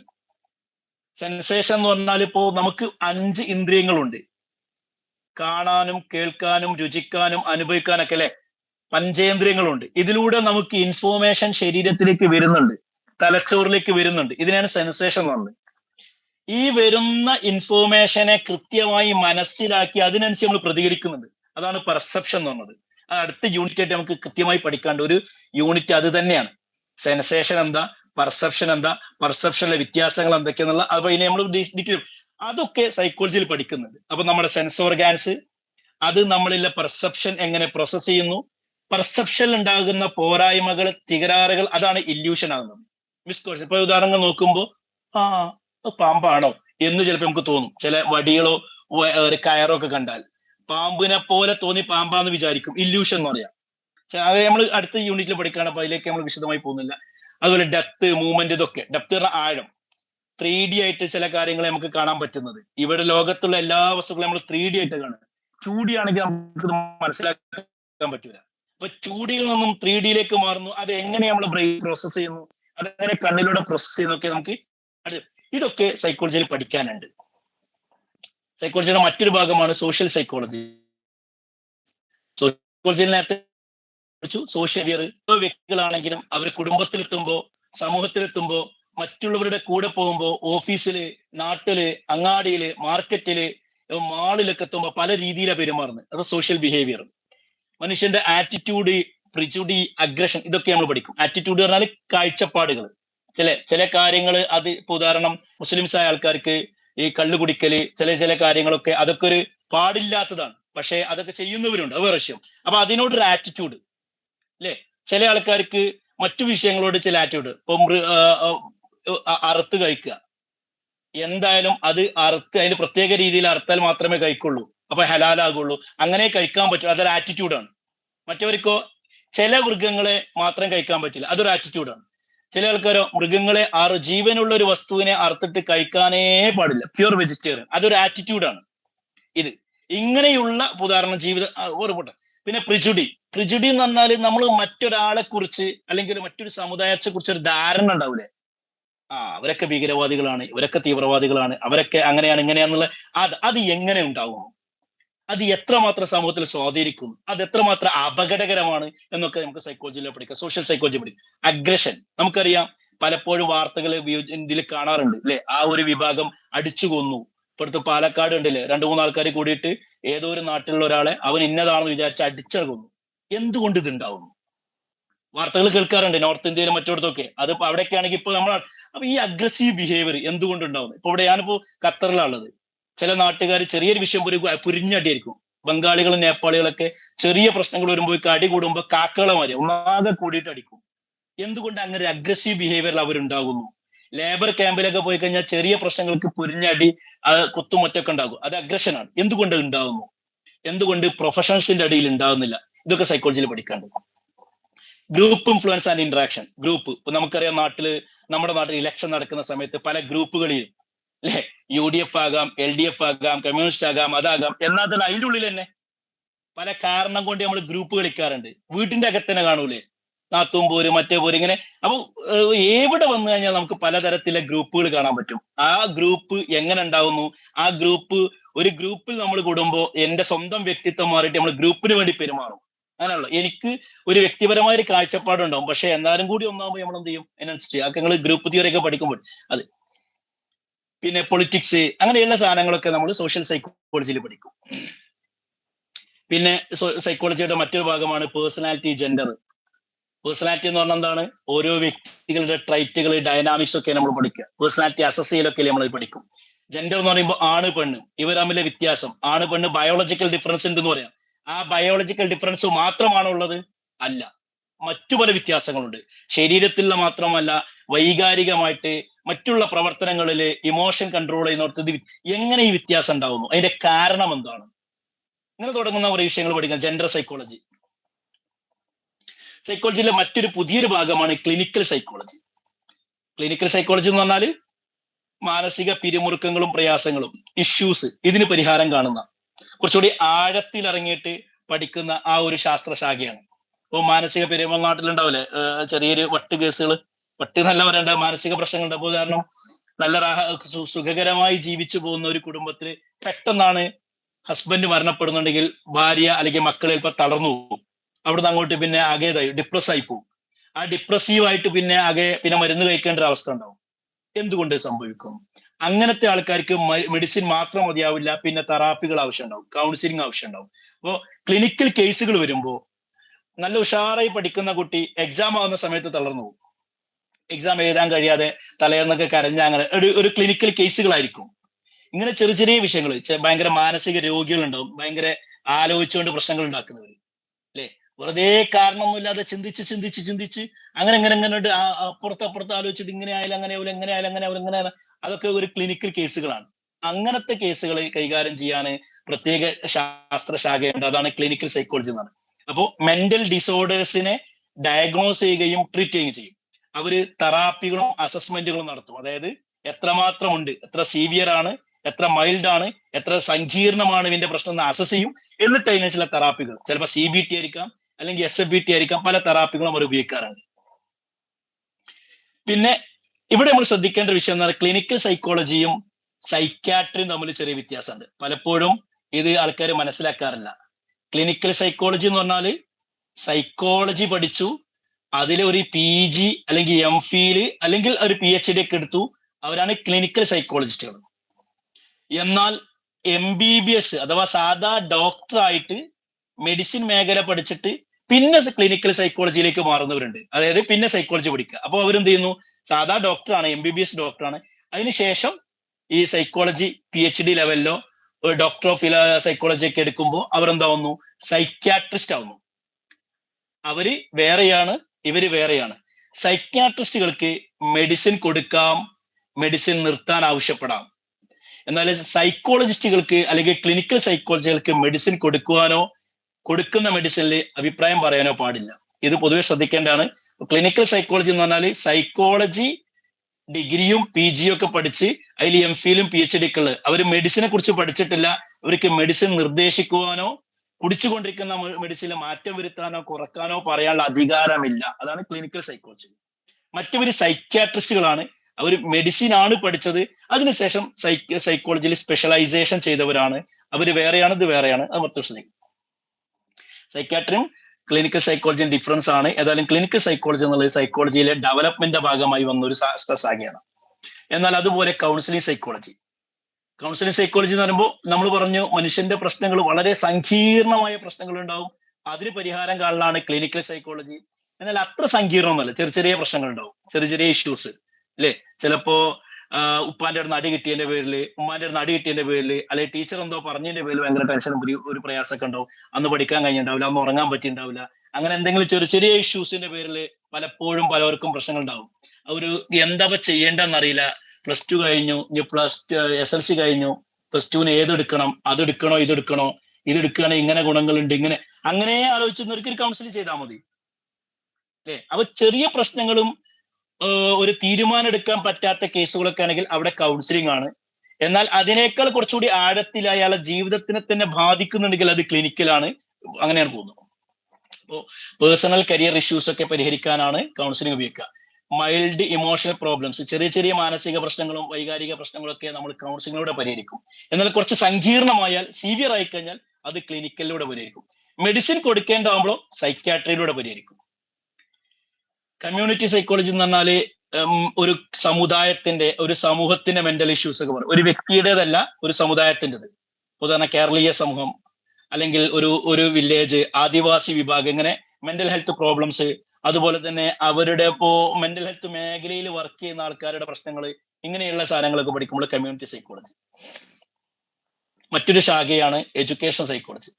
നേരത്തെ നമ്മൾ പഠിച്ചു ലേണിംഗ് തിയറീസും പേഴ്സണാലിറ്റി തിയറീസും ഒക്കെ. അങ്ങനെ പല പല തിയറികളും സ്കൂൾ മേഖലയിലും വിദ്യാഭ്യാസ മേഖല ഉപയോഗിക്കുന്നു. അപ്പോൾ വിദ്യാഭ്യാസ മേഖല മെച്ചപ്പെടുത്താൻ, ടീച്ചിങ് മെച്ചപ്പെടുത്താൻ, പഠനം മെച്ചപ്പെടുത്താൻ എന്തെല്ലാം ഉപയോഗിക്കാൻ പറ്റും, അങ്ങനത്തെ കാര്യങ്ങളൊക്കെയാണ് എഡ്യൂക്കേഷൻ സൈക്കോളജി. ടീച്ചിങ്ങും ലേണിങ്ങും ആ പ്രോസസ്സിനെ കുറിച്ച്, ക്ലാസ് റൂമിലെ കുട്ടികളെ എങ്ങനെ നിയന്ത്രിക്കണം, ക്ലാസ് റൂമിലെ കുട്ടികൾ അച്ചടക്കത്തോടെ ഇരിക്കുന്നില്ലെങ്കിൽ എന്ത് ചെയ്യാൻ പറ്റും, പഠിക്കാതെ വരുന്ന കുട്ടികളെ എന്ത് ചെയ്യണം, എങ്ങനെ അടിപൊളിയായിട്ട് പഠിപ്പിക്കാം എന്നത്. ക്ലാസ്സിൽ 30 കുട്ടികളുണ്ടെങ്കിൽ 30 കുട്ടികൾക്ക് ഒരേ ബുദ്ധി ആയിരിക്കില്ല, ഒരേ സ്വഭാവമായിരിക്കില്ല, ഒരേ വളർച്ചയായിരിക്കില്ല, പലവർക്കും പല രീതിയിലായിരിക്കും. അവരെയൊക്കെ എങ്ങനെ നമുക്ക് അഡ്ജസ്റ്റ് ചെയ്തിട്ട് കൺട്രോൾ ചെയ്ത് കൊണ്ടുപോകാൻ പറ്റുന്നുള്ള നമ്മൾ പഠിക്കുന്ന അങ്ങനെയൊക്കെ. കരിക്കുലം ഇവാലുവേഷൻ, ഒരു 10ാം ക്ലാസ്സിൽ പഠിപ്പിക്കേണ്ട വിഷയം 8ാം ക്ലാസ്സിൽ പഠിപ്പിക്കേണ്ട വിഷയം 4ാം ക്ലാസ്സിൽ പഠിപ്പിക്കേണ്ട വിഷയം ഇപ്പൊ 1ൽ പഠിപ്പിക്കുന്ന അതേ രീതിയിലല്ല 5ലും 7ലും പഠിപ്പിക്കേണ്ടത്, അതേ രീതിയല്ല 10ൽ പഠിപ്പിക്കേണ്ടത്. ഓരോ ക്ലാസ്സിനും ഓരോ രീതിയും ടെക്നിക്കും ടൂളും ഉണ്ടായിരിക്കും. മാത്സ് പഠിപ്പിക്കുന്ന രീതിയിലല്ല സയൻസ് പഠിപ്പിക്കേണ്ടത്, സയൻസിന്റെ രീതിയിലല്ല ഹിസ്റ്ററി ഉള്ളത്, ഹിസ്റ്ററിയുടെ രീതിയിലല്ല ഇംഗ്ലീഷ്. അപ്പൊ ഓരോന്നിനും ഓരോ ടെക്നിക്കും ടൂളുകൾ ഉണ്ടായിരിക്കും. ഇതൊക്കെ ചർച്ച ചെയ്യുന്നതാണ് എഡ്യൂക്കേഷൻ സൈക്കോളജി. മറ്റൊന്നാണ് ഇൻഡസ്ട്രിയൽ അല്ലെങ്കിൽ ഓർഗനൈസേഷൻ സൈക്കോളജി എന്ന് പറയുന്നത്. അത് കമ്പനികൾ, വലിയ വലിയ കമ്പനികളിലൊക്കെ ധാരാളം ആൾക്കാരുണ്ടാവും. ആ കമ്പനിയിലെ ആൾക്കാരുടെ പ്രശ്നങ്ങൾ പരിഹരിക്കാൻ അവിടെ HR ഉണ്ടായിരിക്കും, ഹ്യൂമൻ റിസോഴ്സ്. അവിടെ എംപ്ലോയി റിലേഷൻസ് കൈകാര്യം ചെയ്യുന്ന ചില വിഭാഗങ്ങൾ ഉണ്ടാവും. അവരൊക്കെ സൈക്കോളജികളായിരിക്കും, അല്ലെങ്കിൽ MBA+ സൈക്കോളജി കഴിഞ്ഞവരായിരിക്കും. ഉദാഹരണം, ഒരു കമ്പനിയിലേക്ക് റിക്രൂട്ട്മെന്റ് നടക്കുകയാണെങ്കിൽ ആ കമ്പനിയുടെ നേച്ചറും സ്വഭാവവും അനുസരിച്ച് പറ്റിയ ആൾക്കാരെ തന്നെ എടുക്കണ്ടേ. അപ്പൊ ആ ഇന്റർവ്യൂ നടത്തുമ്പോൾ അവരുടെ സ്കില്ല്, അവരുടെ കഴിവ്, അവരുടെ ആറ്റിറ്റ്യൂഡ് ഇതൊക്കെ നോക്കണം. ഇതൊക്കെ അറിയുന്ന സൈക്കോളജികളായിരിക്കും അവിടെ ഉണ്ടാകുക. അപ്പോ ഒരു കമ്പനിയുടെ ഫാക്ടറിയിലേക്ക് കൊണ്ടുവരുമ്പോൾ ഫാക്ടറിയുടെ കാര്യങ്ങൾ അറിയുന്ന ടെക്നിക്കൽ ഡിപ്പാർട്ട്മെന്റ് ആൾക്കാരുണ്ടെങ്കിലും അതിനുശേഷം ഇന്റർവ്യൂക്ക് വരുമ്പോൾ, HR ഇന്റർവ്യൂക്ക് വരുമ്പോൾ കൗൺസിലിംഗ് സൈക്കോളജികൾ അല്ലെങ്കിൽ ഇൻഡസ്ട്രിയൽ സൈക്കോളജികൾ അവിടെ ഉണ്ടായിരിക്കും.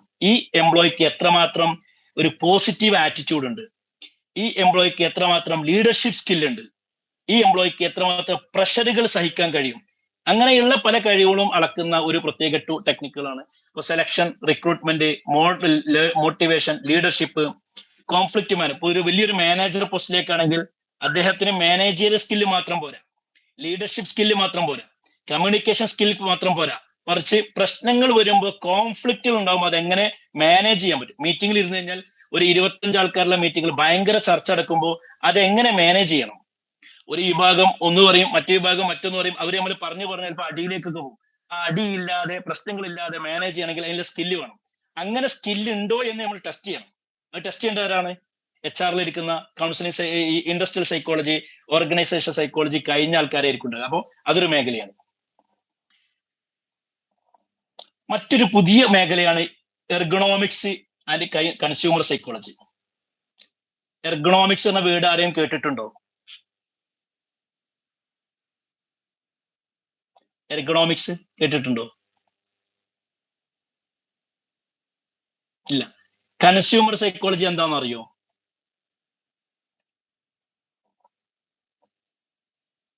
ആരുമില്ലേ? അറിയാത്തോണ്ടാണോ അതോ നിങ്ങൾ എന്റെ കൂടെ ഇല്ലാത്തോണ്ടാണോ?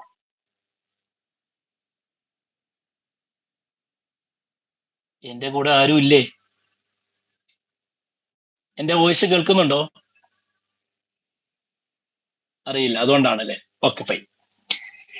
എർഗണോമിക്സ് എന്ന് പറഞ്ഞാല് ഇപ്പോ നമ്മള് ഓഫീസുകളിലൊക്കെ ശ്രദ്ധിച്ചിട്ടുണ്ടോ?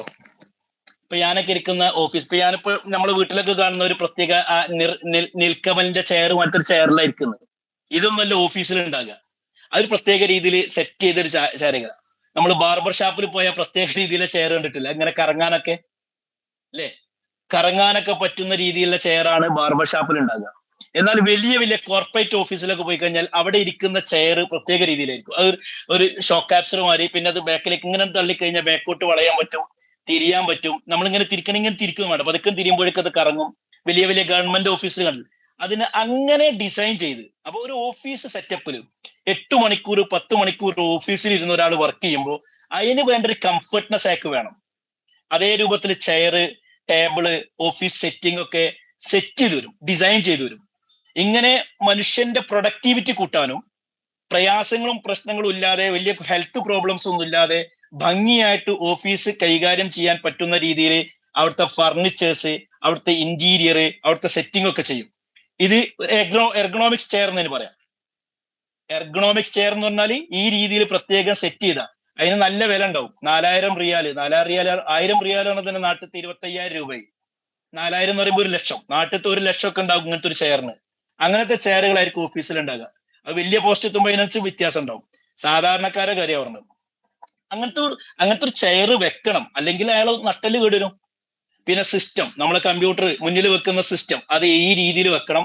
ഇങ്ങനെയായിരിക്കണം നമ്മൾ കൈ പിടിക്കേണ്ടത്, കഴുത്ത് ഇങ്ങനെ ആയിരിക്കണം, ഇടയ്ക്കൊരു 3/4 മണിക്കൂർ എണീറ്റ് നടക്കണം. ഇങ്ങനെ കുറെ നിർദ്ദേശം നമുക്ക് ഓഫീസിൽ. എന്തിനാണത്? നമ്മുടെ ഹെൽത്ത് കീപ്പ് ചെയ്യാനാണ്.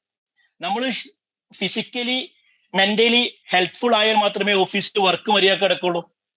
അപ്പൊ ഫിസിക്കലി നമുക്ക് കുഴപ്പമില്ലായിരിക്കാൻ, നട്ടലിന് വേദന ഇല്ലായിരിക്കാൻ, പെരടിക്ക് വേദന ഇല്ലായിരിക്കാൻ പ്രത്യേക ഡിസൈൻ ചെയ്ത ചെയറുകളും ടേബിളുകളും ഫർണിച്ചേഴ്സും ഉണ്ടായിരിക്കും. ഇതെന്താണ്?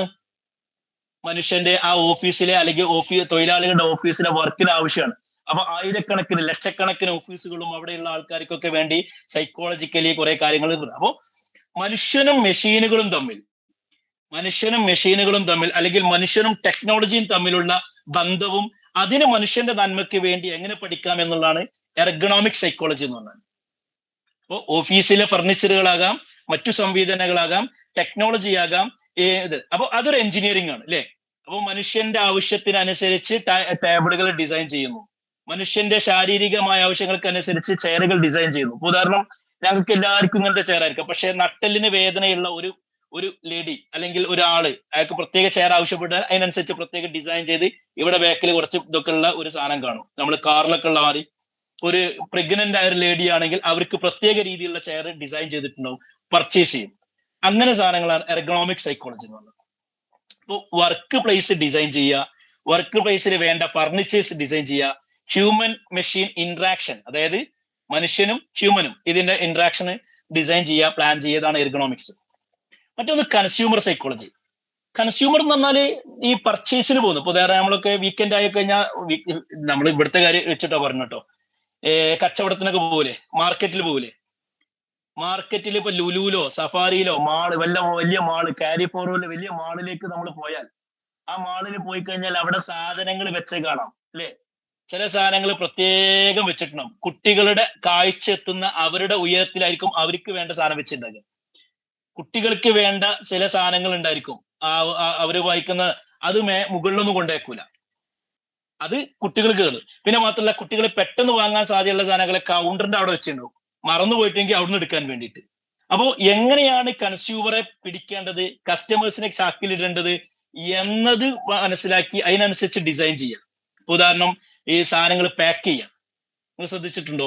ചില മിഠായികളുടെ പാക്കുകൾ, പരസ്യങ്ങള് അല്ലെ, കേക്ക് ഉണ്ടാക്കുമ്പോൾ.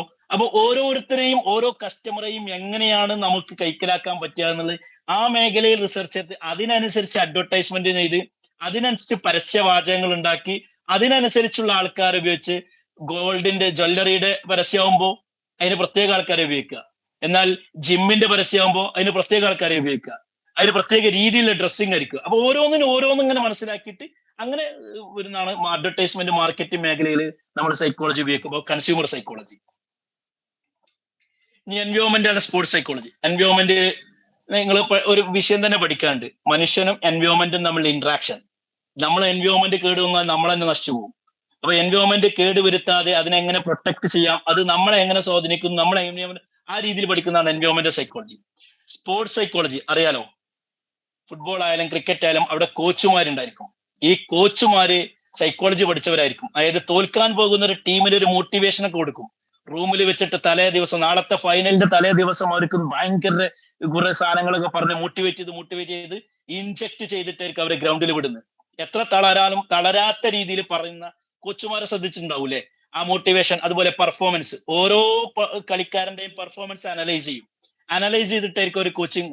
ക്രിക്കറ്റ് കളിയിലൊക്കെ കണ്ടിട്ടില്ലേ, പണ്ടൊക്കെ ഞാൻ നല്ല ക്രിക്കറ്റ് വീക്ഷിച്ചിരുന്ന ആളാണ്, അറിയാം. അതായത് പാകിസ്ഥാൻ ടീം അവർ ഓരോ ബോളർ എങ്ങനെ ബോൾ ചെയ്യുന്നു, ഏത് ഭാഗത്തേക്ക് അടിക്കുന്നു, ബാറ്റ് എങ്ങനെ പിടിക്കുന്നു, അങ്ങനെ പിടിച്ചു കഴിഞ്ഞാൽ ബോൾ എങ്ങോട്ട് പോകും, ആ രീതിയിൽ അനലൈസ് ചെയ്തിട്ട് ആ രീതിയിൽ കളികൾ നിയന്ത്രിക്കും.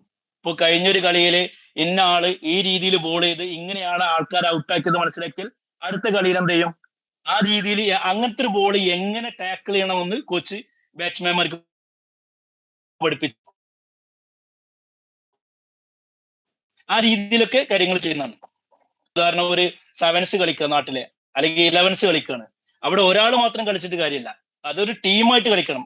ഗോൾ കീപ്പർ അയാളുടെ ജോലി ചെയ്യണം, ഡിഫൻഡർ ഓരോരുത്തർ. അപ്പൊ ആ ഓരോരുത്തർക്കും ജോലി കൊടുത്ത് ഒരു ടീമായിട്ട് വർക്ക്ഔട്ട് ചെയ്താൽ മാത്രമേ ആ ടീം വിജയിക്കുള്ളൂ. അപ്പൊ ടീം ബിൽഡ് ചെയ്യാന് അതിന്റെ സ്ട്രാറ്റജികൾ, അതിന്റെ ടൂളുകൾ, ഇങ്ങനെ സാധനങ്ങൾ ഉപയോഗിക്കും എന്നാണ്.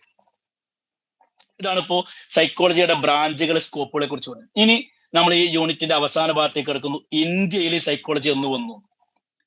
ഇന്ത്യയിലും ലോകത്തും സൈക്കോളജി ഫിലോസഫിയുടെ ഭാഗമായിട്ട് വന്നതാണ്. അപ്പൊ ഇന്ത്യൻ ഫിലോസഫിയിൽ നിന്നാണ് ഇന്ത്യൻ സൈക്കോളജി ഉണ്ടായിട്ടുള്ളത്. ഇന്ത്യൻ ഫിലോസഫി എന്ന് പറയുമ്പോൾ ഇവിടെ പഴയ മതം എന്ന രീതിയിൽ വേദങ്ങളും ഉപനിഷത്തുകളും ഭഗവത്ഗീതകളും മറ്റൊക്കെ ഉണ്ടായിരുന്നത് അല്ലെ, അതിലുള്ള പല കോൺസെപ്റ്റുകളും ഇന്ന് സൈക്കോളജിയിൽ വരുന്നുണ്ട്. അപ്പോൾ ഇന്ത്യൻ സൈക്കോളജി എന്ന് പറഞ്ഞാൽ ഇന്ത്യൻ ഫിലോസഫി എന്ന് ഒന്നാണ്. അഥവാ ഇന്ത്യൻ ഫിലോസഫി എന്ന് പറഞ്ഞാൽ ഇന്ത്യയിലെ പഴയ മിത്തുകളും ഉപനിഷത്തുകളും വേദങ്ങളും ഇതൊക്കെയാണ്. അതിൽ നിന്നാണ് സൈക്കോളജി ഡെവലപ്പ് ചെയ്തിട്ടുള്ളത്. യോഗസൂത്ര, ബുദ്ധിസ്റ്റ് ഫിലോസഫി, ബുദ്ധ, ജൈന, ഇതൊക്കെ. അപ്പോ അവിടെയൊക്കെ ബുദ്ധൻ അല്ലെങ്കിൽ ശ്രീബുദ്ധന്, പിന്നെ ജൈനമത സ്ഥാപകര്, അതുപോലെ തന്നെ ഹിന്ദു മുനിമാര്, മഹർഷിമാര് മനുഷ്യ മനസ്സുകളെ മയക്കാനും മനുഷ്യ മനസ്സുകളെ ഡെവലപ്പ് ചെയ്യാനും കൺട്രോൾ ചെയ്യാനും കൾച്ചർ ചെയ്യുവാനും പല ടെക്നിക്കുകളും ടൂളും ഉപയോഗിച്ചിട്ടുണ്ട്. അതാണ് ഈ യോഗങ്ങളും യോഗാശ്രമങ്ങളൊക്കെ പറയുന്നത്. ഇതൊക്കെ പഠിക്കലാണ് ഇന്ത്യൻ സൈക്കോളജിയുടെ ട്രഡീഷൻ. ഇങ്ങനെയാണ് ഇന്ത്യൻ സൈക്കോളജി ഡെവലപ്പ് ചെയ്തത്. അങ്ങനെ പറഞ്ഞാൽ ഇന്ത്യയിൽ സൈക്കോളജി എന്നൊരു സബ്ജക്റ്റ് തന്നെ വരുന്നത് 1916 കൽക്കത്ത യൂണിവേഴ്സിറ്റിയിലെ ഫിലോസഫി ഡിപ്പാർട്ട്മെന്റ് കീഴിലാണ് സൈക്കോളജി എന്ന സബ്ജക്റ്റ് ആദ്യമായിട്ട്. പലപ്പോഴും ചോദിക്കാറുണ്ട് കേട്ടോ, ഇത് നെറ്റിനൊക്കെ ചോദിക്കുന്ന ഒരു ചോദ്യമാണ്. PG കഴിഞ്ഞ് നിങ്ങൾ നെറ്റൊക്കെ എഴുതി PhD കഴിഞ്ഞ് കോളേജ് ലെക്ചർ ആകുന്ന സമയത്ത് നെറ്റിന് ചോദിക്കുന്ന ഒരു ചോദ്യമാണ്. 1916 കൊൽക്കത്ത യൂണിവേഴ്സിറ്റിയിലെ ഫിലോസഫി ഡിപ്പാർട്ട്മെന്റ് കീഴിലാണ് ഇന്ത്യയിൽ ആദ്യമായിട്ട് സൈക്കോളജി ഒരു സബ്ജക്റ്റ് ആയിട്ട് ഇൻട്രൊഡ്യൂസ് ചെയ്യുന്നത്. എന്നിട്ട് പിന്നെ വർഷങ്ങൾ കഴിഞ്ഞ് പല യൂണിവേഴ്സിറ്റികളും പല ഇങ്ങനെ വന്ന് 1924 ഇന്ത്യയിലെ ഇന്ത്യൻ സൈക്കോളജിക്കൽ അസോസിയേഷൻ എന്ന് പറയും, IPA, ഇന്ത്യൻ സൈക്കോളജിക്കൽ അസോസിയേഷൻ. വ്യത്യസ്ത യൂണിവേഴ്സിറ്റികൾ ഡിപ്പാർട്ട്മെന്റുകൾ വന്നു, പിന്നെ ഒരു സബ്ജക്റ്റ് ആയി വന്നു, സിലബസിന്റെ ഭാഗമായി വന്നു. അങ്ങനെ സൈക്കോളജിസ്റ്റുകളുടെ ഒരു അസോസിയേഷൻ ഉണ്ടാക്കി 1924 Indian psychological association. American psychological association എന്ന് പറഞ്ഞാൽ വേറെ സാധനമുണ്ട്, APA. അത് നിങ്ങൾ പിന്നീട് പഠിക്കും. APA, DSM, ICD എന്നൊക്കെ പറഞ്ഞ സാധനങ്ങൾ പഠിക്കും. അപ്പൊ 1924 IPA വന്നത്. 1925 പിറ്റത്തെ വർഷം ഇന്ത്യൻ ജേണൽ ഓഫ് സൈക്കോളജിയെ കുറിച്ചുള്ള റിസർച്ചുകളും അതനുസരിച്ച് പുസ്തകങ്ങളും പബ്ലിഷ് ചെയ്യാൻ തുടങ്ങി 1925. അതിങ്ങനെ കഴിഞ്ഞ് 1940 ആയപ്പോ അപ്ലൈഡ് സൈക്കോളജി വന്നു. അപ്ലൈഡ് സൈക്കോളജി എന്ന് പറഞ്ഞാൽ എന്താണ്? തിയറികൾ മാത്രമല്ല, അത് ലൈഫിൽ, എഡ്യൂക്കേഷൻ മേഖലയാകാം, കമ്പനികളിലാകാം, ലൈഫിലാകാം, ഇവിടെയൊക്കെ ഉപയോഗിച്ചുകൊണ്ട് പ്രശ്നങ്ങൾക്ക് പരിഹരിക്കുന്ന രീതി, പ്രശ്നപരിഹാര രൂപവും സോഷ്യൽ സൈക്കോളജിയൊക്കെ ഉപയോഗിക്കാൻ തുടങ്ങിയത് 1940-കൾക്ക് ശേഷമാണ്. അങ്ങനെ പറഞ്ഞാൽ ഇന്ത്യൻ സൈക്കോളജിയെ നമുക്ക് oriental psychology, Buddhist psychology, yoga philosophy, Jain psychology എന്നിങ്ങനെ തരംതിരിക്കാൻ പറ്റും. അതായത് ബുദ്ധ, ജൈന, ഹിന്ദു മിത്തോളജിയിൽ നിന്നും ഫിലോസഫിയിൽ നിന്നുമാണ് ഇന്ത്യൻ സൈക്കോളജിയുടെ ഡെവലപ്മെന്റ് ഒറിജിൻ ഉണ്ടാകുന്നത്. ഇത്രയും കാര്യങ്ങളാണ് നമ്മൾ ഈ യൂണിറ്റിൽ പഠിച്ചത്. അതായത് സൈക്കോളജി എന്ന് പറഞ്ഞാൽ ഒരു ഒറ്റപ്പെട്ട സയൻസ് അല്ല, മറിച്ച് ഇന്റർ ഡിസിപ്ലിനറി ആണ്, മറ്റു സയൻസുകളുമായിട്ട് ബന്ധമുണ്ട്. സൈക്കോളജി രണ്ടായി തിരിഞ്ഞാദ്യം ബേസിക്, അപ്ലൈഡ്. ഇത് പരസ്പര ബന്ധമുണ്ട്. മാത്രമല്ല സൈക്കോളജി വ്യത്യസ്തമായ ഫീൽഡുകളിൽ ചർച്ച ചെയ്ത് വൈഡ് സ്കോപ്പാണുള്ളതെന്ന് പറഞ്ഞു. ഇന്ത്യൻ സൈക്കോളജിയുടെ ബേസ് എന്താണെന്ന് നമ്മൾ പഠിച്ചു. ബേസ് അതായിരുന്നെങ്കിലും ഇന്ത്യൻ സൈക്കോളജി ഡെവലപ്പ് ചെയ്ത് ഈ ലെവലിലേക്ക് വളർന്നു വന്നു എന്ന് പുസ്തകത്തിൽ പറയുന്നു. ജസ്റ്റ് പറയുന്നുള്ളൂ. നമ്മൾ പഠിച്ചത് മനുഷ്യന്റെ ബിഹേവിയറിനെ സിസ്റ്റമാറ്റിക്കായി സയന്റിഫിക്കലി പഠിക്കുന്ന ഒരു ശാസ്ത്ര ശാഖയാണ് സൈക്കോളജി. അത് ഫിലോസഫിയിൽ നിന്നും വന്നതാണ്. അത് ബിഹേവിയറിനെ കുറിച്ചാണ് പഠിച്ചു തുടങ്ങിയത് എങ്കിലും അതിന്റെ സ്കോപ്പ് വലുതായി ബേസിക്, അപ്ലൈഡ്, പിന്നെ എക്സ്പെരിമെന്റൽ, നോൺ എക്സ്പെരിമെന്റൽ, പിന്നെ പിറ്റിങ്ങനെ വളർന്നു ധാരാളം ബ്രാഞ്ചുകളായിട്ട് വന്നിട്ടുണ്ട്. ഇൻഡിവിജ്വലിന്റെയും സമൂഹത്തിന്റെയും വെൽബീയിങ്ങിന് വളരെ പ്രധാനപ്പെട്ട ഒരു സയൻസ് ആണ് സൈക്കോളജി എന്നുള്ളത്. അത് വളർന്ന് ഇന്നും വളർന്നുകൊണ്ടിരിക്കുന്നു. മാത്രമല്ല റിസർച്ചിലൂടെയും പ്രാക്ടീസിലൂടെയും പല പല പ്രശ്നങ്ങൾക്കും ഈ സൈക്കോളജി പരിഹാരമായി വരുന്നുണ്ട് എന്നാണ് നമ്മൾ മനസ്സിലാക്കുന്നത്. ഇത്രയും കാര്യങ്ങളാണ് ഈ യൂണിറ്റിൽ പഠിക്കാനുള്ളത്. ഈ യൂണിറ്റ് ഒരു 17ഓളം പേജ് ഉണ്ട്. അത് ഭംഗിയായിട്ട് എല്ലാ ഭാഗവും നമ്മളെ ക്ലാസ്സിൽ കവർ ചെയ്തിട്ടുണ്ട്. അപ്പൊ ഈ ക്ലാസ് 1-2 പ്രാവശ്യം കേട്ട് നമ്മൾ തരുന്ന നോട്ട് വായിച്ചാൽ തന്നെ നിങ്ങൾക്ക് ഈസി ആയിട്ട് പാസ്സാകാം. ക്ലാസ് കേൾക്കണം, നോട്ട് കൃത്യമായി വായിക്കണം. ഇഗ്നോയുടെ മെറ്റീരിയൽ വായിച്ച കാര്യങ്ങൾ മനസ്സിലാക്കാൻ കുറച്ച് പ്രയാസം, കുറച്ച് ടഫാണ്. അപ്പൊ അതിനെ സിംപ്ലിഫൈ ചെയ്തിട്ടാണ് നമ്മൾ തന്നിട്ടുള്ളത്. പിന്നെ അതിലുള്ള സാധനങ്ങളൊന്നും വെട്ടിച്ചുരുക്കി കളഞ്ഞിട്ടില്ല, കാരണം കളഞ്ഞു കഴിഞ്ഞാൽ പോയിന്റുകൾ നഷ്ടപ്പെടും എഴുതിയിട്ട്. ഇതിങ്ങനെ പഠിച്ച് കാര്യങ്ങൾ മനസ്സിലാക്കി എക്സാം സമയത്ത് നമ്മൾ എക്സാമിന് മാത്രം കഴിഞ്ഞ വർഷങ്ങളിൽ ഉപയോഗിച്ച ചോദ്യങ്ങൾ മാത്രം അനലൈസ് ചെയ്ത് പഠിക്കും. അതായിരിക്കും ഇഫക്റ്റീവ് ആയിരിക്കുക.